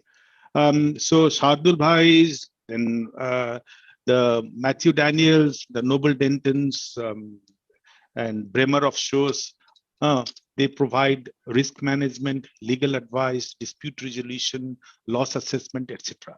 So insurance professionals, by and large, have a bad habit of sitting behind the table. Look, I'm even now sitting behind the table and look into papers and take a decision. Okay, so if you do not pay Shardul Bhai, I've told my clients like Reliance, I told them, if you don't pay me, I will come in half pant, next time half sleeve shirt, and I'll send my children to government schools in India. Because if you don't pay well, you don't get the best of brains. If your entire objective is to basically save cost, you are buying an intangible product. So I don't think these are the issues. The issues are basically whom are you engaging. So if you have the right kind of professionals advising you and you develop a high standard risk analysis, risk retention, risk management, then insurance is an efficient tool for risk transfer. So you transfer the risk to who? If I take a pledge from a cigarette shop owner and he says that I'll pay you money, give me a loan, you are dead. So if an insurance company with a reserve of 5,000 crore is writing the business of JNPT, which has the ability of producing a claim of 1,500 crore, then you are in trouble. So gold standard means it has to be a good security, good people providing services. You have to create that ecosystem, and that comes only when you start pursuing excellence. As Sanjeev very rightly said, you also have to train your people who understand these contracts. If you do not do that, you will not develop. And another thing, people do not actually interlink various contracts. In marine, at any point of time, multiple contracts are operating. There is a charter's liability, sorry, there is a charter party agreement. There is which is, or there is a contract of affreightment if there is a different type of transit. And there is an insurance contract. There is a sell and purchase agreement. And behind all these agreements, there are multiple other agreements. Everybody has a responsibility to perform under that particular contract. But we simply say that if there is a claim, the insurance company must pay. Insurance company says, you have not protected my rights of recovery, so I will dispute the claim. Like Sanjeev said, when the insurance company itself doesn't have enough money, they will also drag their feet. So where from you buy, your understanding of all these contracts and their connectivity, and whom are you engaging? Are you engaging Shardul Bhai or anybody else to handle a large claim? So who are the people who are advising? Who is the loss assessor? Is he a qualified loss assessor? Insurance companies tend to become very miserly because regulators mention that you must give job to every panel surveyor. So you give the assessment job of a hull damage to a motor surveyor. You are doomed. So that is where you need to develop vertical and expertise in that particular vertical. That is called a class insurer. We in India do not have class insurers. Today, somebody is in hull department. Sanjeev was the only person who developed that skill set over a period of 10 years or 15 years. Otherwise, today he is in cargo, tomorrow he is in motor, and next day he is in aviation. So class underwriters. The insurance industry has gone for super specialization, like in every other aspect. So I think there is a lot of work to be done. India is a growing market. If we put our acts together and have one focus like what you are doing, Jagmeet, then obviously everybody put their heads together and we will move in the right direction. So what we are seeing today is not the very best, but if you set the standards and try to achieve, I'm sure we will be one of the best insurance markets in the world. Thank you, Mr. Rath. Now, this is the last question where I'm going to bring in Vandana ji. And of course, Sanjeev ji and Mr. Rath, you need to join in together. You know, here I'm going to bring the concept of mutual insurance and the captive insurance. Now, looking at the gift city and the sort of leasing and the money that Vandana ji talked about, is it feasible, practical, or does it make sense for IFSCA to move in the direction of providing captive insurance? And to begin with, what sort of levels are we talking about? And to Vannaji, have you, ma'am, thought about this area of rather than mutual insurance, captive insurance to help the Indian ship owners and also some of the minor ports to begin with? Thank you. So let me give it a slightly different perspective from which I'm coming from. So what is the insurance market in India? What are the number of players for marine insurance? What are the products they offer? What is the bouquet of options that is offered? What are the pricing terms? All these are dependent on a number of factors, which have been very nicely actually elucidated by Mr. Rath. Most important thing is who is actually securing your insurance claims and the rating of that entity or etc. Then expertise, the expertise or the class insurers that he has spoken about. So, and then even within your organization, what is it that you are seeking to insure? I'll give an example. I mean, this is quite shocking, but most of our airlines, for instance, don't go for forex cover, even though the bulk of their assets are procured from abroad and they have fixed outgoes of foreign exchange every month. So, but they're not forex earners other than Air India, etc., which have a very large international transport service delivery. So, but they're not insured. They don't take forex cover. This is probably similar in the shipping sector as well, that we cut corners. For us, insurance is literally the underbelly, that we will need it only if the 33 crore Devi Devtas don't take our side and, you know, somewhere we have a damage and we need to make a claim. You know, we always believe ki nothing will happen to our cargo, nothing will happen to our ship. And so let's look at it as the last cost virtually. It's not it's not insurance to my mind. Whenever I've spoken to people in the shipping sector, although it is mandatory, but it's not intrinsic to their thinking when they are contracting. That's one issue that I want to talk about. Second is, all the discussions that I have been privy to, including in the present instance, the focus is on Indian insurers providing insurance only to India cargo, India tonnage, etc. What about expanding the market? Because today our market is rather pygmy. And what about expanding it so that are we looking at providing a base which is bigger? The third thing that I want to say is the insurance companies, and this has to my mind not been dwelt with so far. Are the insurance companies also investors in our sector? Are they financiers as well? This is so in so many other countries, and this is so, you know, they don't have to be large-scale investors, but even a little amount of investment by an insurance company without conflict of interest can be handled, and that's a very important segment. So the more they begin to earn from the sector, the more the integration of the sector occurs. So to my mind, when we looked at IFSC as providing insurance, marine insurance, or being a deliverer of services, insurance services from there, we have made a lot of advances already. You know, there are many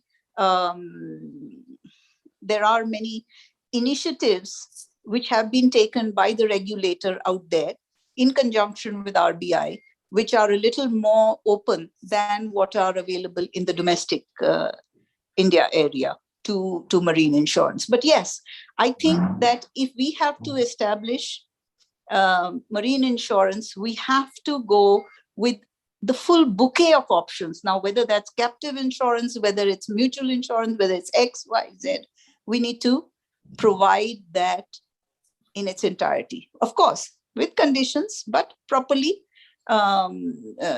targeted to match the risk and reward. And obviously the settlement system has to be professional, has to be timely. And we're trying to do that through the International Arbitration Center. We're trying to do that through even suggestion of special courts for claim settlement, etc. So we're trying to do that. Thank you, ma'am. Anything, Sanjeev ji, Mr. Rath, you'd like to add? I think. Please, Sanjeev, please. No, Mr. Rath, please carry on. I'll speak after you. Okay, thank you. There are two words which were spoken or mentioned by Jagmeet, mutualization and captives. I did mention about risk management. Vandanaji spoke about insurance industry a bit. What the insurers do not want is to handle attritional losses. Attritional losses are losses which are of high frequency, low severity. So they can be completely avoided or avoided to a very large extent by way of better risk management. Okay, if your ships are very well maintained and there are claims because of fortuity, good insurance companies must pay the claim immediately without any delay. But if there are maintenance related claims which are coming again and again to an insurance company, these are the cancers which eats into the profit of the insurance company, and then they do not have any pool of money or reserves to pay large claims. So mutualization or captive will encourage the industry stakeholders or the ship owners to manage their ships well, because they will then pay for that primary layer or a small portion of the risk which they retain or they fund. Okay, so nobody complains about P&I club because there are more claims, everybody pays. So similarly, if you have a mutualization for a particular layer, which is a lower layer risk, and you start funding and you have a bonus and malus system, what will happen? Owners will become more and more conscious about risk management, and the risks would improve. When the risks start improving, insurers would be very happy to deploy their capacity. As mentioned earlier, insurance companies are owned by government or private sectors, and there are investors, and they look for a certain amount of profit. And that profit cannot be from investment of the insurance company's funds. That profit has to come as technical profit, or we call it underwriting loss. If insurance companies profit from investment has to be the main profit, then the investors in the insurance company need not invest in an insurance company. They will straightway go and invest in the market and get the returns. So insurance companies' result is evaluated based on what has been their underwriting profit. So I think that answers your question. Thank you. Right, Sanjeev ji, in a minute or two, because we'll then move on. Oh yes, yes. I'll take not more than 1 or 2 minutes. So regarding mutualization, mutuals, as Mr. Rath suggested, it's very, very important to take care of attritional losses. And in case of P&I also, mutual is very much a requirement. But unfortunately, I think at present, the regulations do not permit forming of mutual insurances. And there needs to be some amendment into that. So if you come to that, if you come to establishing mutual, I mean, they need some kind of amendment in the act, and that is where it should be permitted. This can be communicated to the regulator. As far as Vandana ma'am said about initiatives being taken in the GIFT City, I think regulator is also looking into allowing 1 or 2 foreign P&I clubs to come and operate in the GIFT City. If I know correctly, there are 1 or 2 UIN numbers have also been granted to some of the P&I clubs. So P&I insurance has been a need for small ship owners who pay fixed premium, but larger ship owners, they still prefer to do it directly from the London market or IG clubs because under the exemption granted by regulator. So it's a 2 years exemption granted by regulator. And I think unless that exemption is ended, the P&I club's growth will remain confined to small vessels, and that too on the fixed premium basis. A small beginning has been made, and insurance market is seeing insurance of P&I for smaller vessels. The way ahead for a full-fledged club and mutuals is a long road ahead, and it's a very, very big capital requirement with billions of dollars as a risk coverage. So that is a long way ahead, but a beginning has been made, and I'm sure with government support and entry of some of the clubs in Gift City, there will be much more movement in that direction. Jagmeet, Yes, just a yes. minute. Yes, I missed one point. You did ask me about modeling centers like Gift City. Absolutely. I mean, you don't have to look beyond China, that is the southern China, where they had special economic zones, SEZs. Then you don't have to look beyond Dubai. Dubai has one place called DIFC. Okay, Dubai is Sharia law, etc., but DIFC has English law in practice. So Qatar Financial Center. So you have many such successful stories. And India, if they have to move much more efficiently and bring professionalism, that is what we have been discussing today. We discussed about customs and all kinds of port gridlocks, etc., etc. So you need to have these kind of centers where specialized underwriters will deploy their capacity, and you will have Sadul Bhais, you will have Sanjeevs, and you have Jagmeets, who basically provide various types of services in the maritime industry. Insurance will be one of them. They all sit together and move very efficiently. That's the only model which would work. Because turning upside down the bureaucracy and the Indian system, because shipping industry or maritime industry is a subset of the entire set that is India. Expecting one subset to be very efficient, being within the big set is not possible. So you have to basically create small sets like the Gift City, many such Gift Cities which will work in a different level of efficiency with excellence in mind. That's the answer. Thank you. Fantastic, sir. Fantastic. I really appreciate the way you have ended it. And just to say what Sanjeev ji was saying, कि beginning has been made. So I'll just say it in Urdu कि आगाज हो गया है, अंजाम तक पहुंच ही जाएंगे. So we'll reach there. And Rat sahab, absolutely fantastic. If we can't within the system make changes, let's create parallel. It's the electrical circuits. Instead of series, let's have parallel circuits. So possibly we'll be able to do it. And with that, my utmost thanks to Mrs. Joshi. Thank you, ma'am. Mr. Rath, thank you, sir.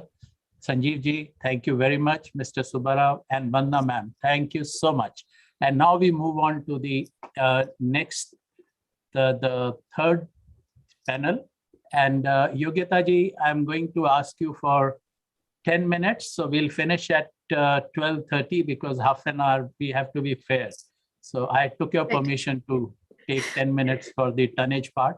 So I'm going to use that up to 12:30. And before I start with my part on the arbitration, I would like Mr. Thakkar, he has been listening to what all has been discussed during the tonnage part and the insurance. I'll give him 2-3 minutes to put his thoughts into it, and followed by the other speakers. Just a couple of minutes and assimilate what your views are on tonnage as well as insurance.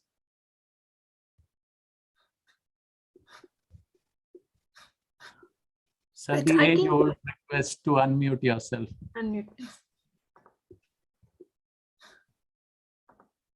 My apologies for that.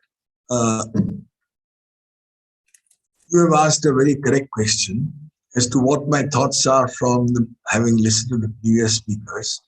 One thought I have for the experts on the insurance panel is that I have not come across a blank, open arbitration clause in an insurance policy. It is only confined to If there's a quantum disputed, then it will be arbitrated upon. But the claim has to be admitted by the insurance company.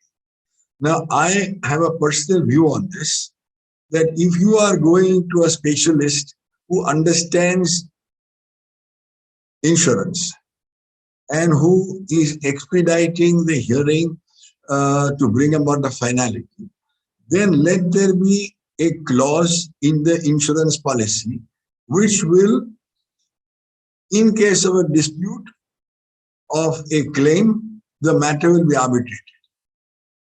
You have to go through the whole process of justifying your amount to the arbitrator, to the insurance company. If the insurance company admits liability, it's on the quantum, it is arbitrable. But if they reject it outright, not payable, you are forced to go to court. Now, I don't understand why that is so. Can I request Mr. Sanjeev Kumar and Mr. Rath to enlighten us on this, please? Yes, 1 second. The arbitration clause you're talking about is normally inserted in the property insurances, where the quantum dispute only can be taken to arbitration and no liability dispute. In most of the marine contracts, we follow the London clauses, where it is subject to the jurisdiction mentioned as the London jurisdiction. So that way, that takes care of entire law related to the arbitration. But some of the policies do have a very clear arbitration clause in port package, at least, where they have a Singapore jurisdiction or very clearly defined London jurisdiction. So they do have arbitration clause. But as far as possible, in marine policies issued on day-to-day basis, there is no arbitration clause, and it is just subject to London clauses jurisdiction. So maybe Rath can add to that, going by the practice. Is it something dictated by the reinsurers? Yes, sometimes, yes. I'll take the question. I'll be slightly more critical about the insurance industry. Okay. Insurers in India do not want to lose control. Okay. They want to basically decide on the fate, and they want to have the last word, unless you drag them to the court. Okay, that's why they created Motor Accident Claims Tribunal. That became another big lethargic organization which literally is crawling. Okay, so the initial plan was to create MACT to sort out disputes quickly. Okay, we have ombudsman. Have you ever tried to go to ombudsman? Ombudsman basically again drag their feet. So if there are Shardul Bhais, you will go and teach the claims handler in an insurance company about marine law. He feels intimidated by your presence. That is the truth. Arbitration clause is there everywhere. In marine insurance also, arbitration in London is the seat of arbitration or dispute resolution. Why? Because solicitors, experts sit there, discuss amongst themselves, come to a settlement without going to the court. But in India, every insurer prefers the matter to go to the court so that it gets dragged on for 10 years. They have sat with the reserve for the claims, okay, and they spend lots of money on the solicitors, and the claim gets settled when the people who initially handled the claim have retired, they have gone. So my friend Sanjeev has cleaned up a lot of these claims in the past, and that is the reality. So I fully agree with you, Shardul Bhai. There has to be an open-ended arbitration clause. That means I trust Shardul Bhai's judgment only up to 10 lakhs of rupees or 20 lakhs of rupees. Thereafter, I don't trust. It has to go to the court. Eventually, arbitration insurance is a contract of good faith. Now, in good faith is not only on the assured to disclose, but the good faith is also on the insurance company to treat my claim in good faith. Absolutely, it's called reverse good faith. And appoint surveyors who know the matter. We heard two previous speakers, including Mrs. Joshi and yourself, that because you have to have a panelist of surveyors, you appoint someone who has done motor in marine and marine into aviation, and he doesn't know the subject. Now, this is a... Okay. Agreed with you, Shardul Bhai. Sorry, this is one of the thoughts. Now let's go to the other topic. I'll leave the other speakers to make their comments. Right. So what I will do, sir, we will finish the arbitration section first. And if we have time in the end, we can come back to this. And thank you so much for your comments on this one. So India has a long tradition of arbitration. Panchayat Raj, the 5, Panch, Sarpanch, and the other ones. However, the arbitration needs of modern maritime business internationally are being supported by centers such as London, New York, Singapore, and Hong Kong. Indian parties sign thousands of maritime contracts. When I'm saying maritime, does not just mean the shipping or chartering contracts, could be anything. And either amongst themselves or with foreign counterparties. Do we need an Indian International Maritime Arbitration Center similar to LMAA, something which has been envisaged in the Maritime India vision? There we have called it as IIMA, Indian International Maritime Arbitration Association. I would also refer to the International Arbitration Center at the Gift City, recently spoken to by our Honorable Finance Minister in her budget speech. So let's hear from our experts today. Shardul ji, why do we need an International Maritime Center in India when such a service is on offer by a number of Indian arbitration centers? As part of them, a section is devoted to maritime. And also the parties have got opportunity to go to SCMA, use SCMA, HKMAG or LMA. So we are looking at having an ecosystem which will be a maritime linked ecosystem in a cluster, whether it's in Gift City or anywhere else. And just like you have LLMA and you have SIAC in your Singapore Chamber of Maritime Arbitrations, India must also have its own Maritime Arbitration Center, which is claimable because our exempt trade is so large, and having regard to such a large exempt trade, we are today depending on foreign flag vessels up to 85%. So Indian cargo is carried 85% of foreign flag vessels, and we spend about $85 billion a year by foreign freight.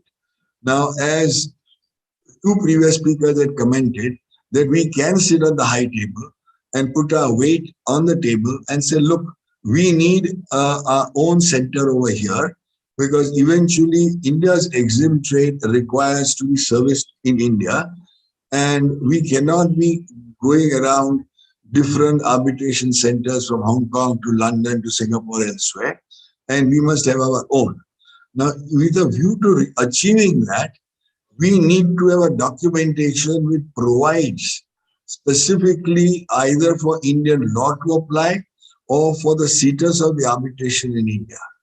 Presently, the status is often dictated by the charter party, which is signed by the Indian cargo interest, and you are then driven to what the charter party commands and says that yes, you will go to LLMA, you will go to LCIA or SCMA, and you do not have your own voice.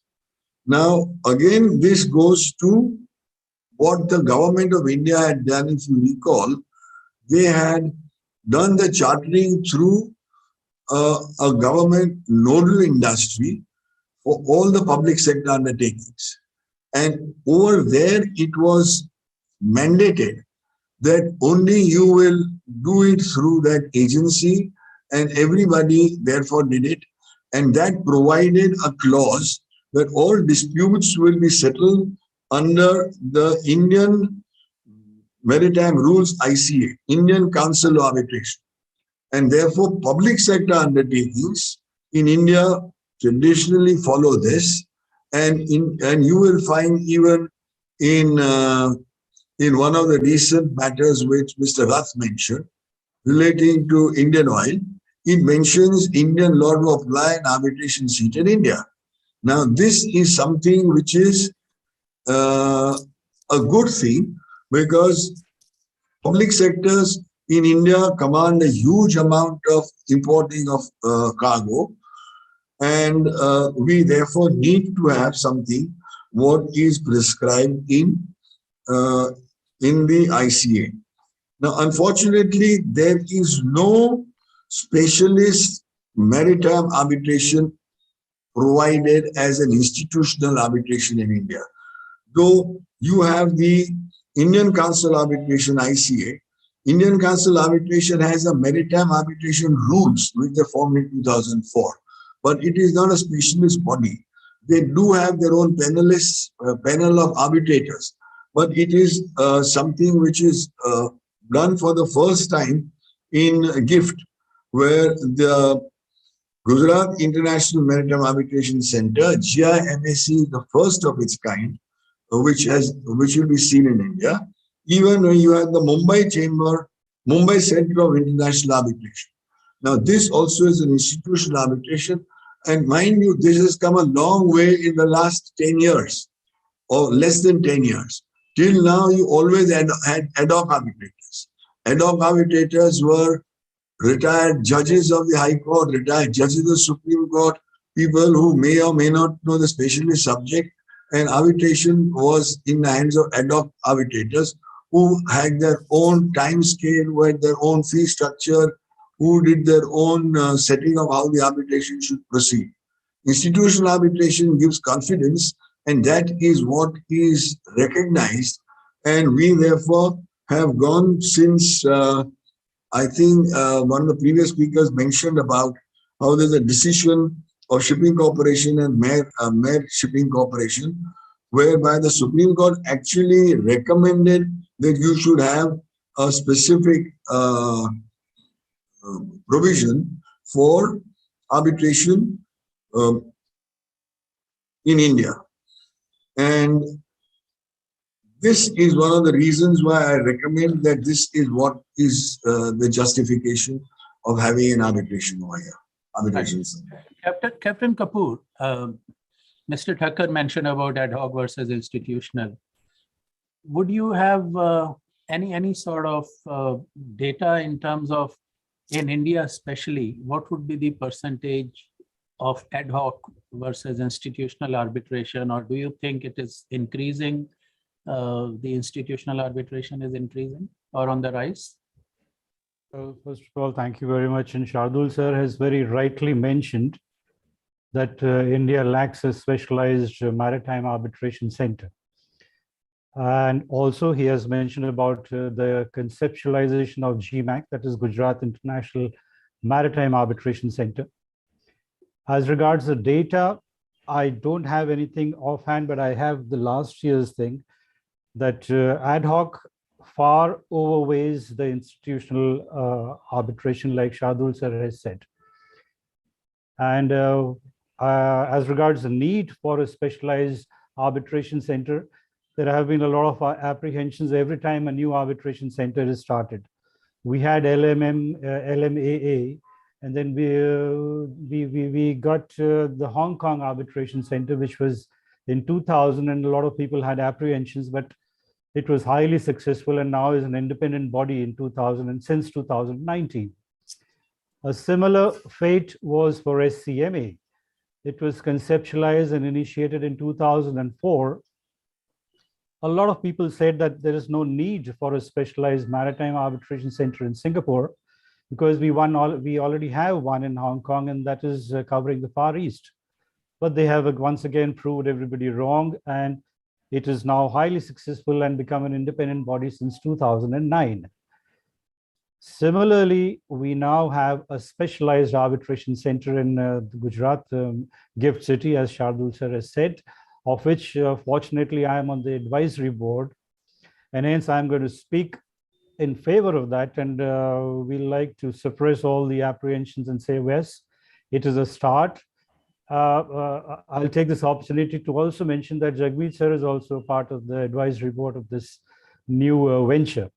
We are in fact both of us on the same advisory board, and we would love to see it bloom into a full-fledged maritime arbitration center. So rest aside the apprehensions, with support of people like Shardul sir, Mr. Rath, Mr. Sanjeev Singh, and all the esteemed panelists here, Captain Patnaik, of course.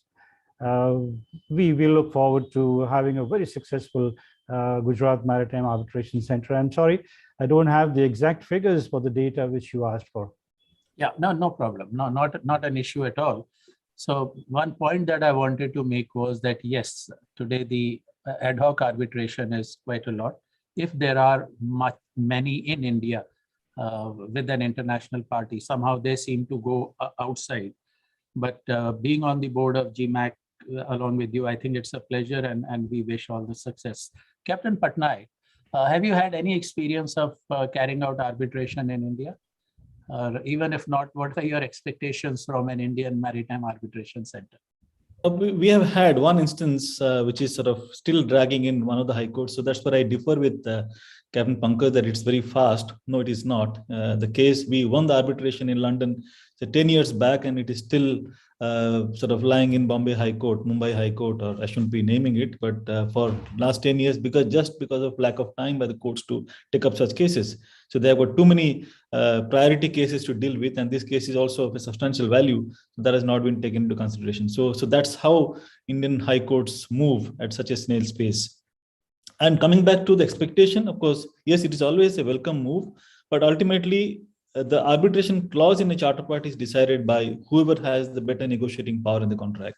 So if you see in India, it is more PSU driven because they hold the cargo, so they can decide. And that's how it is decided that it is Indian law and arbitration in India. But most of the contracts have English law. So that's number one. So we tend to fall back upon English law and London arbitration. And second thing also we need to understand is that it is also covered by P&A clubs. Who is funding this arbitration at the end of the day? It is the P&A clubs. So they will pay for it. Now, do we have that backup in India? And are foreign P&A clubs willing to sort of support Indian arbitration is a big question that we need to see. So again, it is the P&A clubs who lead you to London arbitration in most cases, so because they are comfortable. That's number two. Number three, do we have enough maritime law firms in India? There are very handful of them.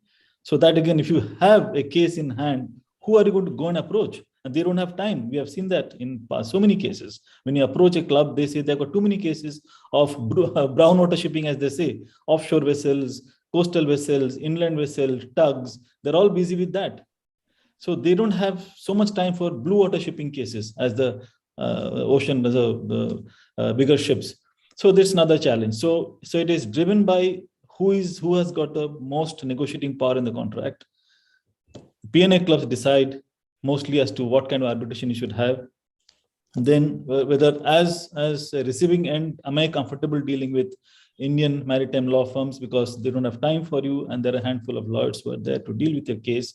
So these are the case things which have to be taken into consideration when you decide on having Indian arbitration. And Gift City is of course a welcome decision, and I'm sure India with so much of cargo volume, this is definitely going to pan out quite well. But I think we have to also have the support of P&A clubs because they're going to fund for it. So they're all intertwined at the end of the day. Yeah, thank you so much. So basically what I hear from you is it is not going to be easy, but it is required to be done. And that's the way forward for us. It needs to be done. So in that case, from taking that point of view forward, the procedural rules in the Indian arbitration centers, or whether it is GMAC or something else that comes up later, because it's not necessary that only one center would be there, there could be more.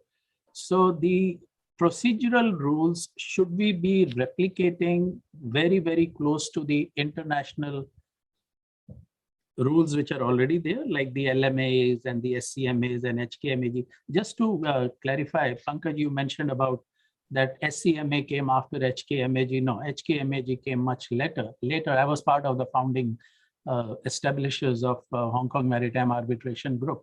It came much later than SCMA.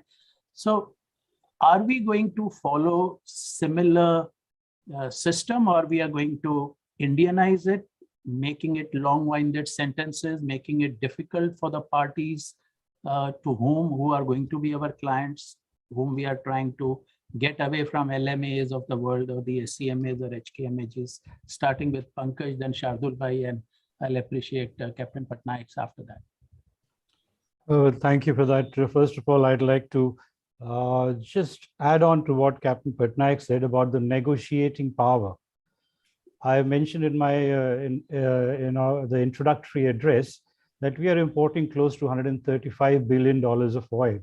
So we are in a much stronger position to negotiate. But unfortunately, I am a legal advisor to a couple of oil firms, and they have always said that they would like India-seated arbitration. But it's the ship owners who would not like to give their ships for carrying Indian cargo if it is an India-seated arbitration. So negotiating power is there. It is just that our thought processes for a couple of decades has become that London, Singapore, and Hong Kong are better. Negotiating power, we are stronger, no doubt, and we need to enforce that. And as regards the PNI acceptance, yes, PNI are to a very large extent now accepting Indian-seated arbitration. Like I said, I'm an advisor to the oil firms, and they have, I've seen communication where they do accept. So we have a larger negotiating power, and PNI acceptance is also there. We just need to now make sure that India has arrived, and we must have an India-seated arbitration. Now, as regards the rules, I think Indian arbitration rules under GMAC, and also like Shardul sir has mentioned about the Maritime section of Indian Chamber of IICA, they are very much in line with the UNICTRAL model rules. And they're not very much different from LMAA or Hong Kong or SCMA. For example, for shortage of time, I'll just give a small example, like appointment of an arbitral tribunal.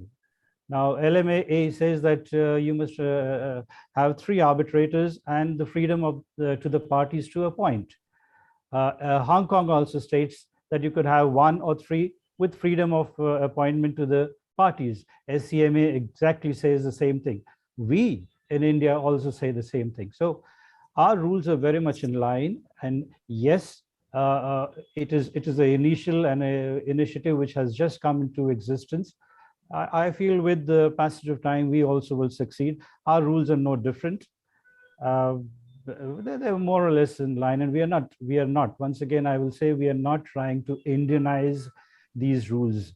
They are very much in line with the UNICTRAL model rules. Another point which I would like to raise here is there was a problem in the international thing that Indian arbitration rules are not favorable to international arbitration. Well, that also has been amended. That also has changed with the 2015 amendments to Indian Arbitration Act, where Section 2.2 was added. Section 2.2 very clearly says, subject to an agreement to the contrary, the provisions of Section 9, 27, Section 9, Section 27, 37, 1A and 37.3 shall also apply to international commercial arbitration. Now, this in fact brings us in line with all the international arbitration rules. Also, there have been a couple of judgments by the Supreme Court. The most famous was under Section 34 of Indian Arbitration Act, and the case was National Highway Authorities of India versus M. Hakim, where the Supreme Court very clearly said that yes, though we cannot modify an arbitration tribunal's ruling, but we have the power to set aside. Now that itself brings us in line with international rules. So we are not trying to Indianize anything. We're just trying to be in line and sync with the international arbitration rules.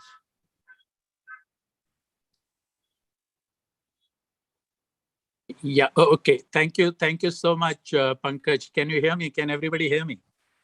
Yep. Yes, very well, sir. Yeah. Apologies. I think something happened on the computer. So anyway, so I have one question. Fine. Yes, yes, sir. Please go ahead. I have one question to Shardul Bhai and then Mr. Patnaik and others. In my understanding, arbitration clause is inserted into contracts with the purpose for expeditious settlement of disputes through a panel of experts with excellent domain knowledge representing each party to the contract. When you say seat of arbitration is a particular place or a country, it infers that if there is a dispute or disagreement in the arbitration process or the decision of the arbitration process, then obviously the case goes to a court of law in that particular legal jurisdiction. Is it that the other parties, overseas parties, or the ship owners or the cargo owners or the sellers, people who are not domiciled in India, they are unwilling to land themselves into the legal system of India if things do not get sorted out through arbitration? That's my Shardul question. You may Yeah, recall, Shardul bhai, if you can. you may recall, Radsayam, you had TransChart as a nodal agency for all PSUs. Yes. And therefore, they dictated, and therefore the document itself provided Indian law, Indian seated arbitration. Now, if the document provides Indian law and Indian seated arbitration, then that's the finality. If there is a vagueness in the clause of the arbitration, which can happen, and sometimes there are cut and paste jobs which have been done by someone who has recklessly drafted unsatisfactory clause, which gives a playing field to the lawyers, and the lawyer of the weaker side is bound to challenge it and take the matter to court so that it delays the process. Now, that's unfortunately the name of the game. And one has to be very clear as to how the arbitration clause is drafted, what it applies to, where is the venue, where is the seat, because all that is different. I can have a seat in Singapore, but I can still have a venue here. When you say have a seat, it means that's the court which will have jurisdiction. And the venue may be for convenience of parties to meet together because they happen to be all arbitrators from Bombay. So we have to be very clear as to what it is and what law is to apply. Now, Indian courts have come a long way since the time Captain Patnaik unfortunately gave his incidents where he is lingering in Indian courts for 10 years. Now, the recent trend is courts do not interfere in arbitration matters. In the last several years, you find that courts do not interfere. And this is a trend which courts are also learning because they also realize the requirements of commercial people. And there is a lot of criticism against the judges also. After judges are not super gods, they also realize that they have made mistakes. So they improve upon it. And there has also been cases when you can go to court and say, look, I have an award. The dispute only relates to an X amount. I am prepared to give a bank guarantee for the balance of the amount and let me withdraw the amount from the court. Make the person deposit because he has lost the matter. And we have succeeded doing that. I'll give you an example based on a judgment of Niti Udyog. Niti Udyog has got a circular that what used to happen in arbitrations with the contractors, the government agency stopped paying all bills. Whenever there's a dispute, they stop paying all bills, whereby the construction contract itself got stalled because its cash flow got affected.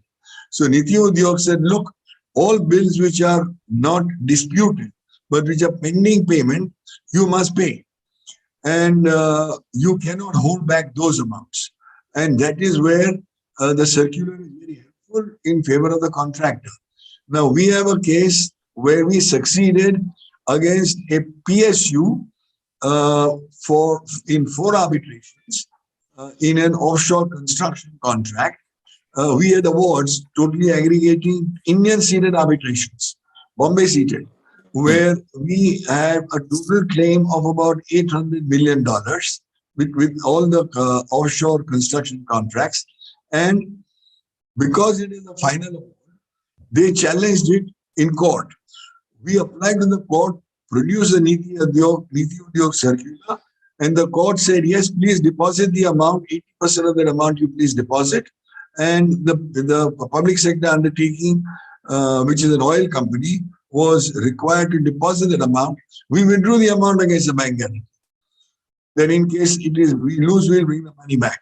So these are things which we can we find that it is a progressive approach even by courts, because courts don't interfere in arbitration. Arbitrators have also gone a long way, because people realize that arbitrations also are required to be completed within a certain amount of time, because those are the new regulations. So even first the judges used to delay the arbitrators from time to time because they considered it that this was their fiefdom, as if it's a retirement pension. Now there is a limit. How many arbitrations can you take at a time? How many have to be finished? How many have you decided? You have to keep on filing the awards that I have decided X amount, I'm still got so much, and you have to disclose whether there's any conflict. So all these disclosures have to be made so that we are improving the arbitration system, because this is an alternate means of determining disputes between private parties. Private parties have agreed we will not go to court. We will go to a tribunal which we will agree to between us. Now over there, when the parties want expeditious things, you can't have an arbitrator coming forward and taking his own time as he is sitting in court. And because of the delays in court, he has got 10 other arbitrators. Now gone are those days when he can proceed on that matter.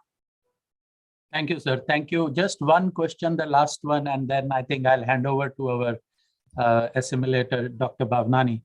Now, this is a question specifically to Shardul Bhai and Captain Kapoor and Captain Patnaik. It's very, very specific.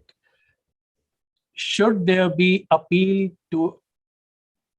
against the award provided in the arbitration rule of any arbitration institution in India? Yes, no.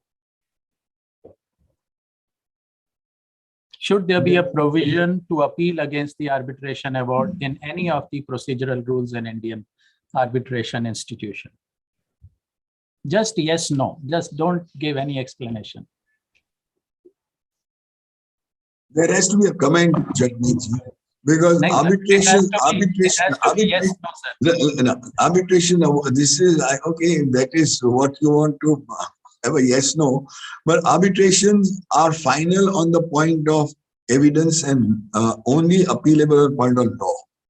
So sir, I'm saying something very different, sir. I'm saying, should there be in the procedural rules of an arbitration institution that one of the parties, any of the parties has got the right to appeal against the award?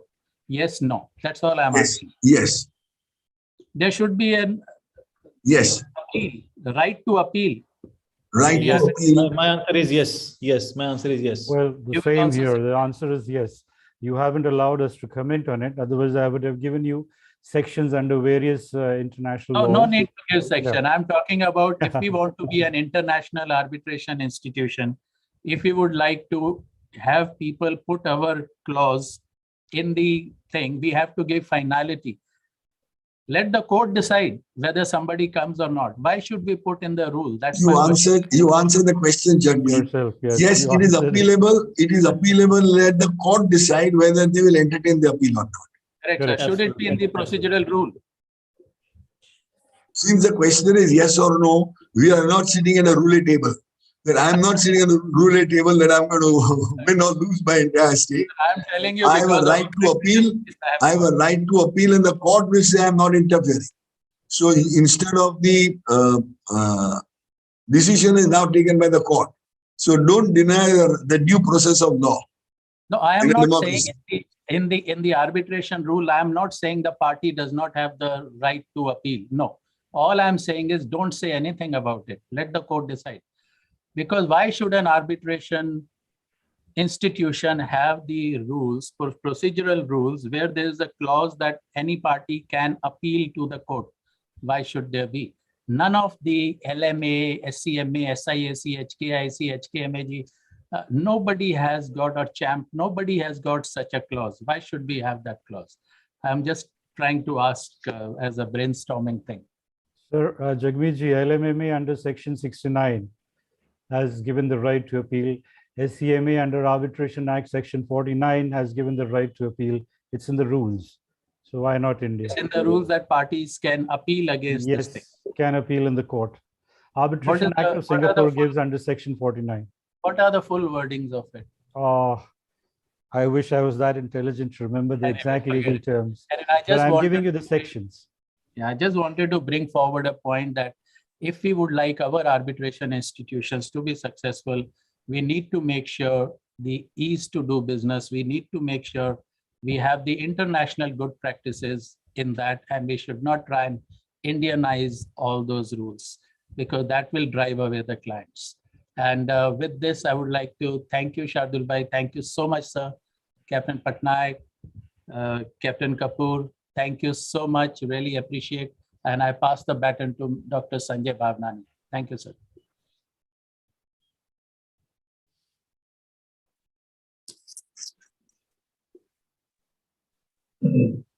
Yes, good afternoon. Am I audible? Yep. Yes, very well. Okay, thank you. Thank you very much. Thank you very much, Mr. Jagmeet Makkar. This was a very wonderful discussion and a deliberation which involved so many different points. You know, trying to assimilate all of them would probably be, it would be something of a very, very big challenge for me, but nevertheless, I'll try. India has a rich maritime history. Until not very long ago, India was one of the benchmark locations when it came to establishing global practices in terms of maritime infrastructure. While as the last several decades have somewhat pushed us back as compared to international standards, there is no doubt whatsoever that the Indian maritime industry is as capable as anyone else in order to work together and in order to restore its maritime glory. The IMRC 2022 is certainly a very significant step in this direction and has paved the way forward to deliberate on what is really required at this point of time. I will list out the various aspects which have been highlighted by our panel of very distinguished speakers who, through their immense experience and wealth of knowledge, and will try and do justice to my role as that of an assimilator for the session. The first point which was discussed was about the India-controlled tonnage, which of course needs to increase, and all policies need to be formulated and implemented in a very cohesive manner to attain the various objectives and goals as listed out in the Maritime Vision Document 2030.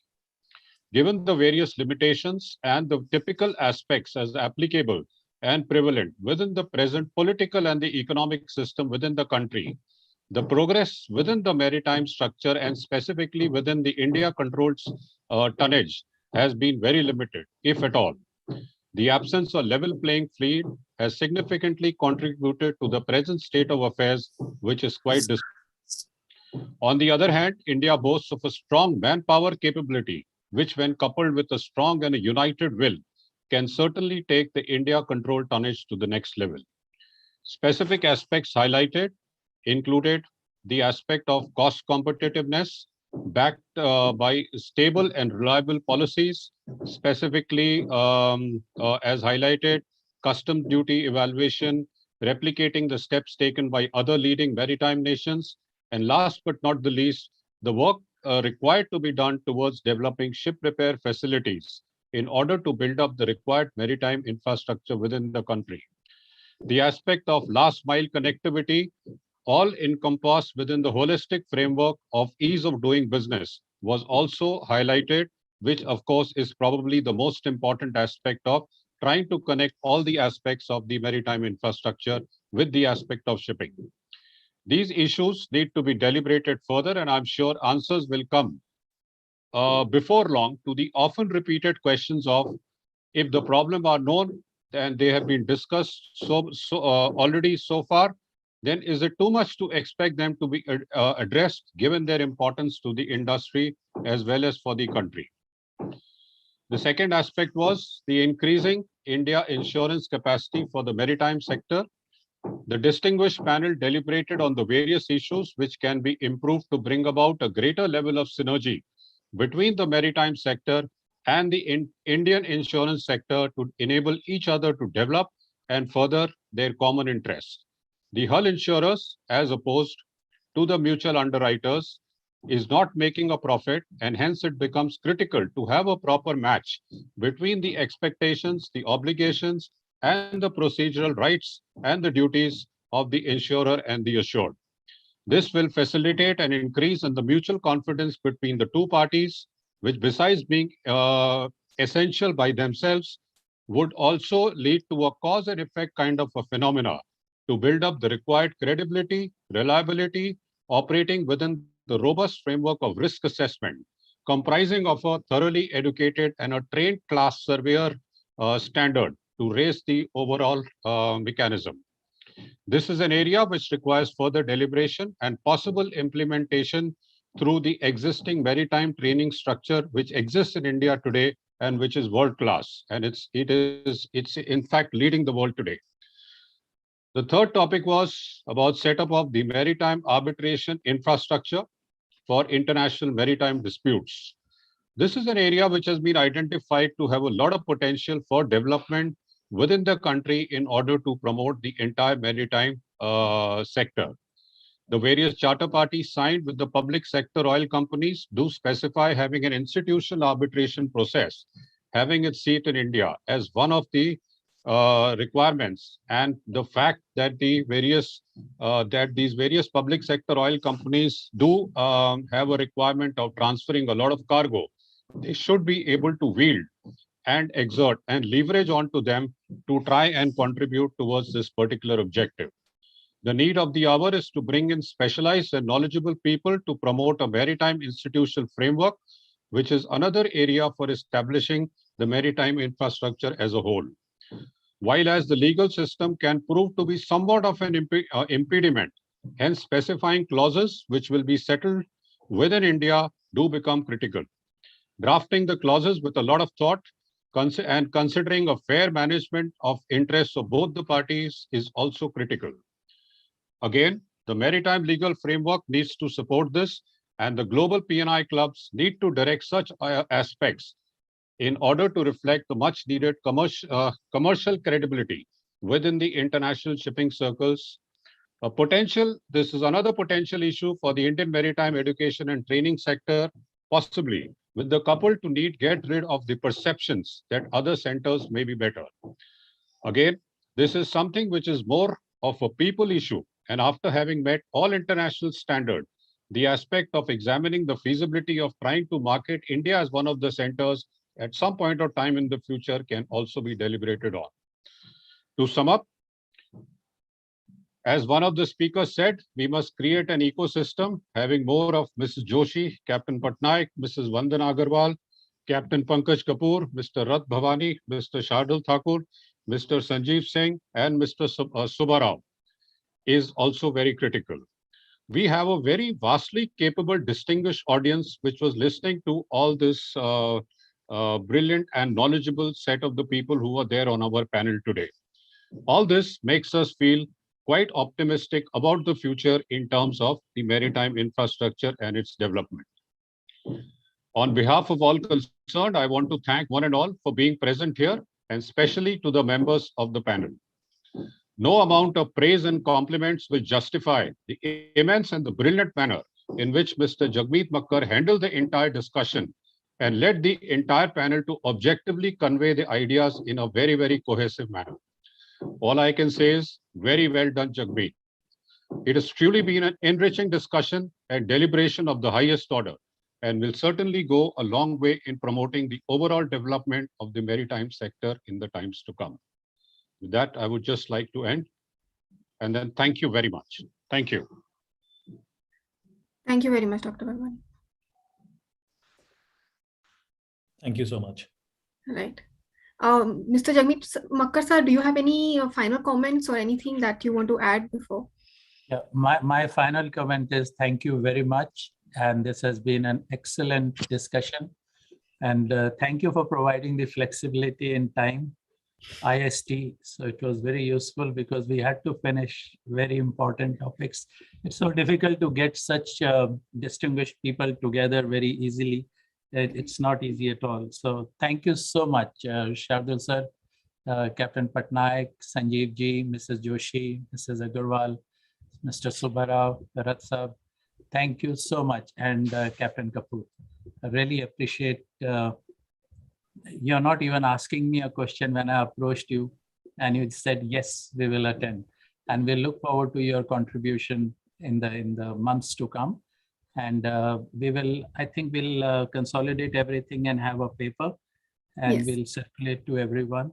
Yes. And in addition to this, even after the session, if you have something which you would like to share with us, please send us an email and we would really appreciate and be thankful to you.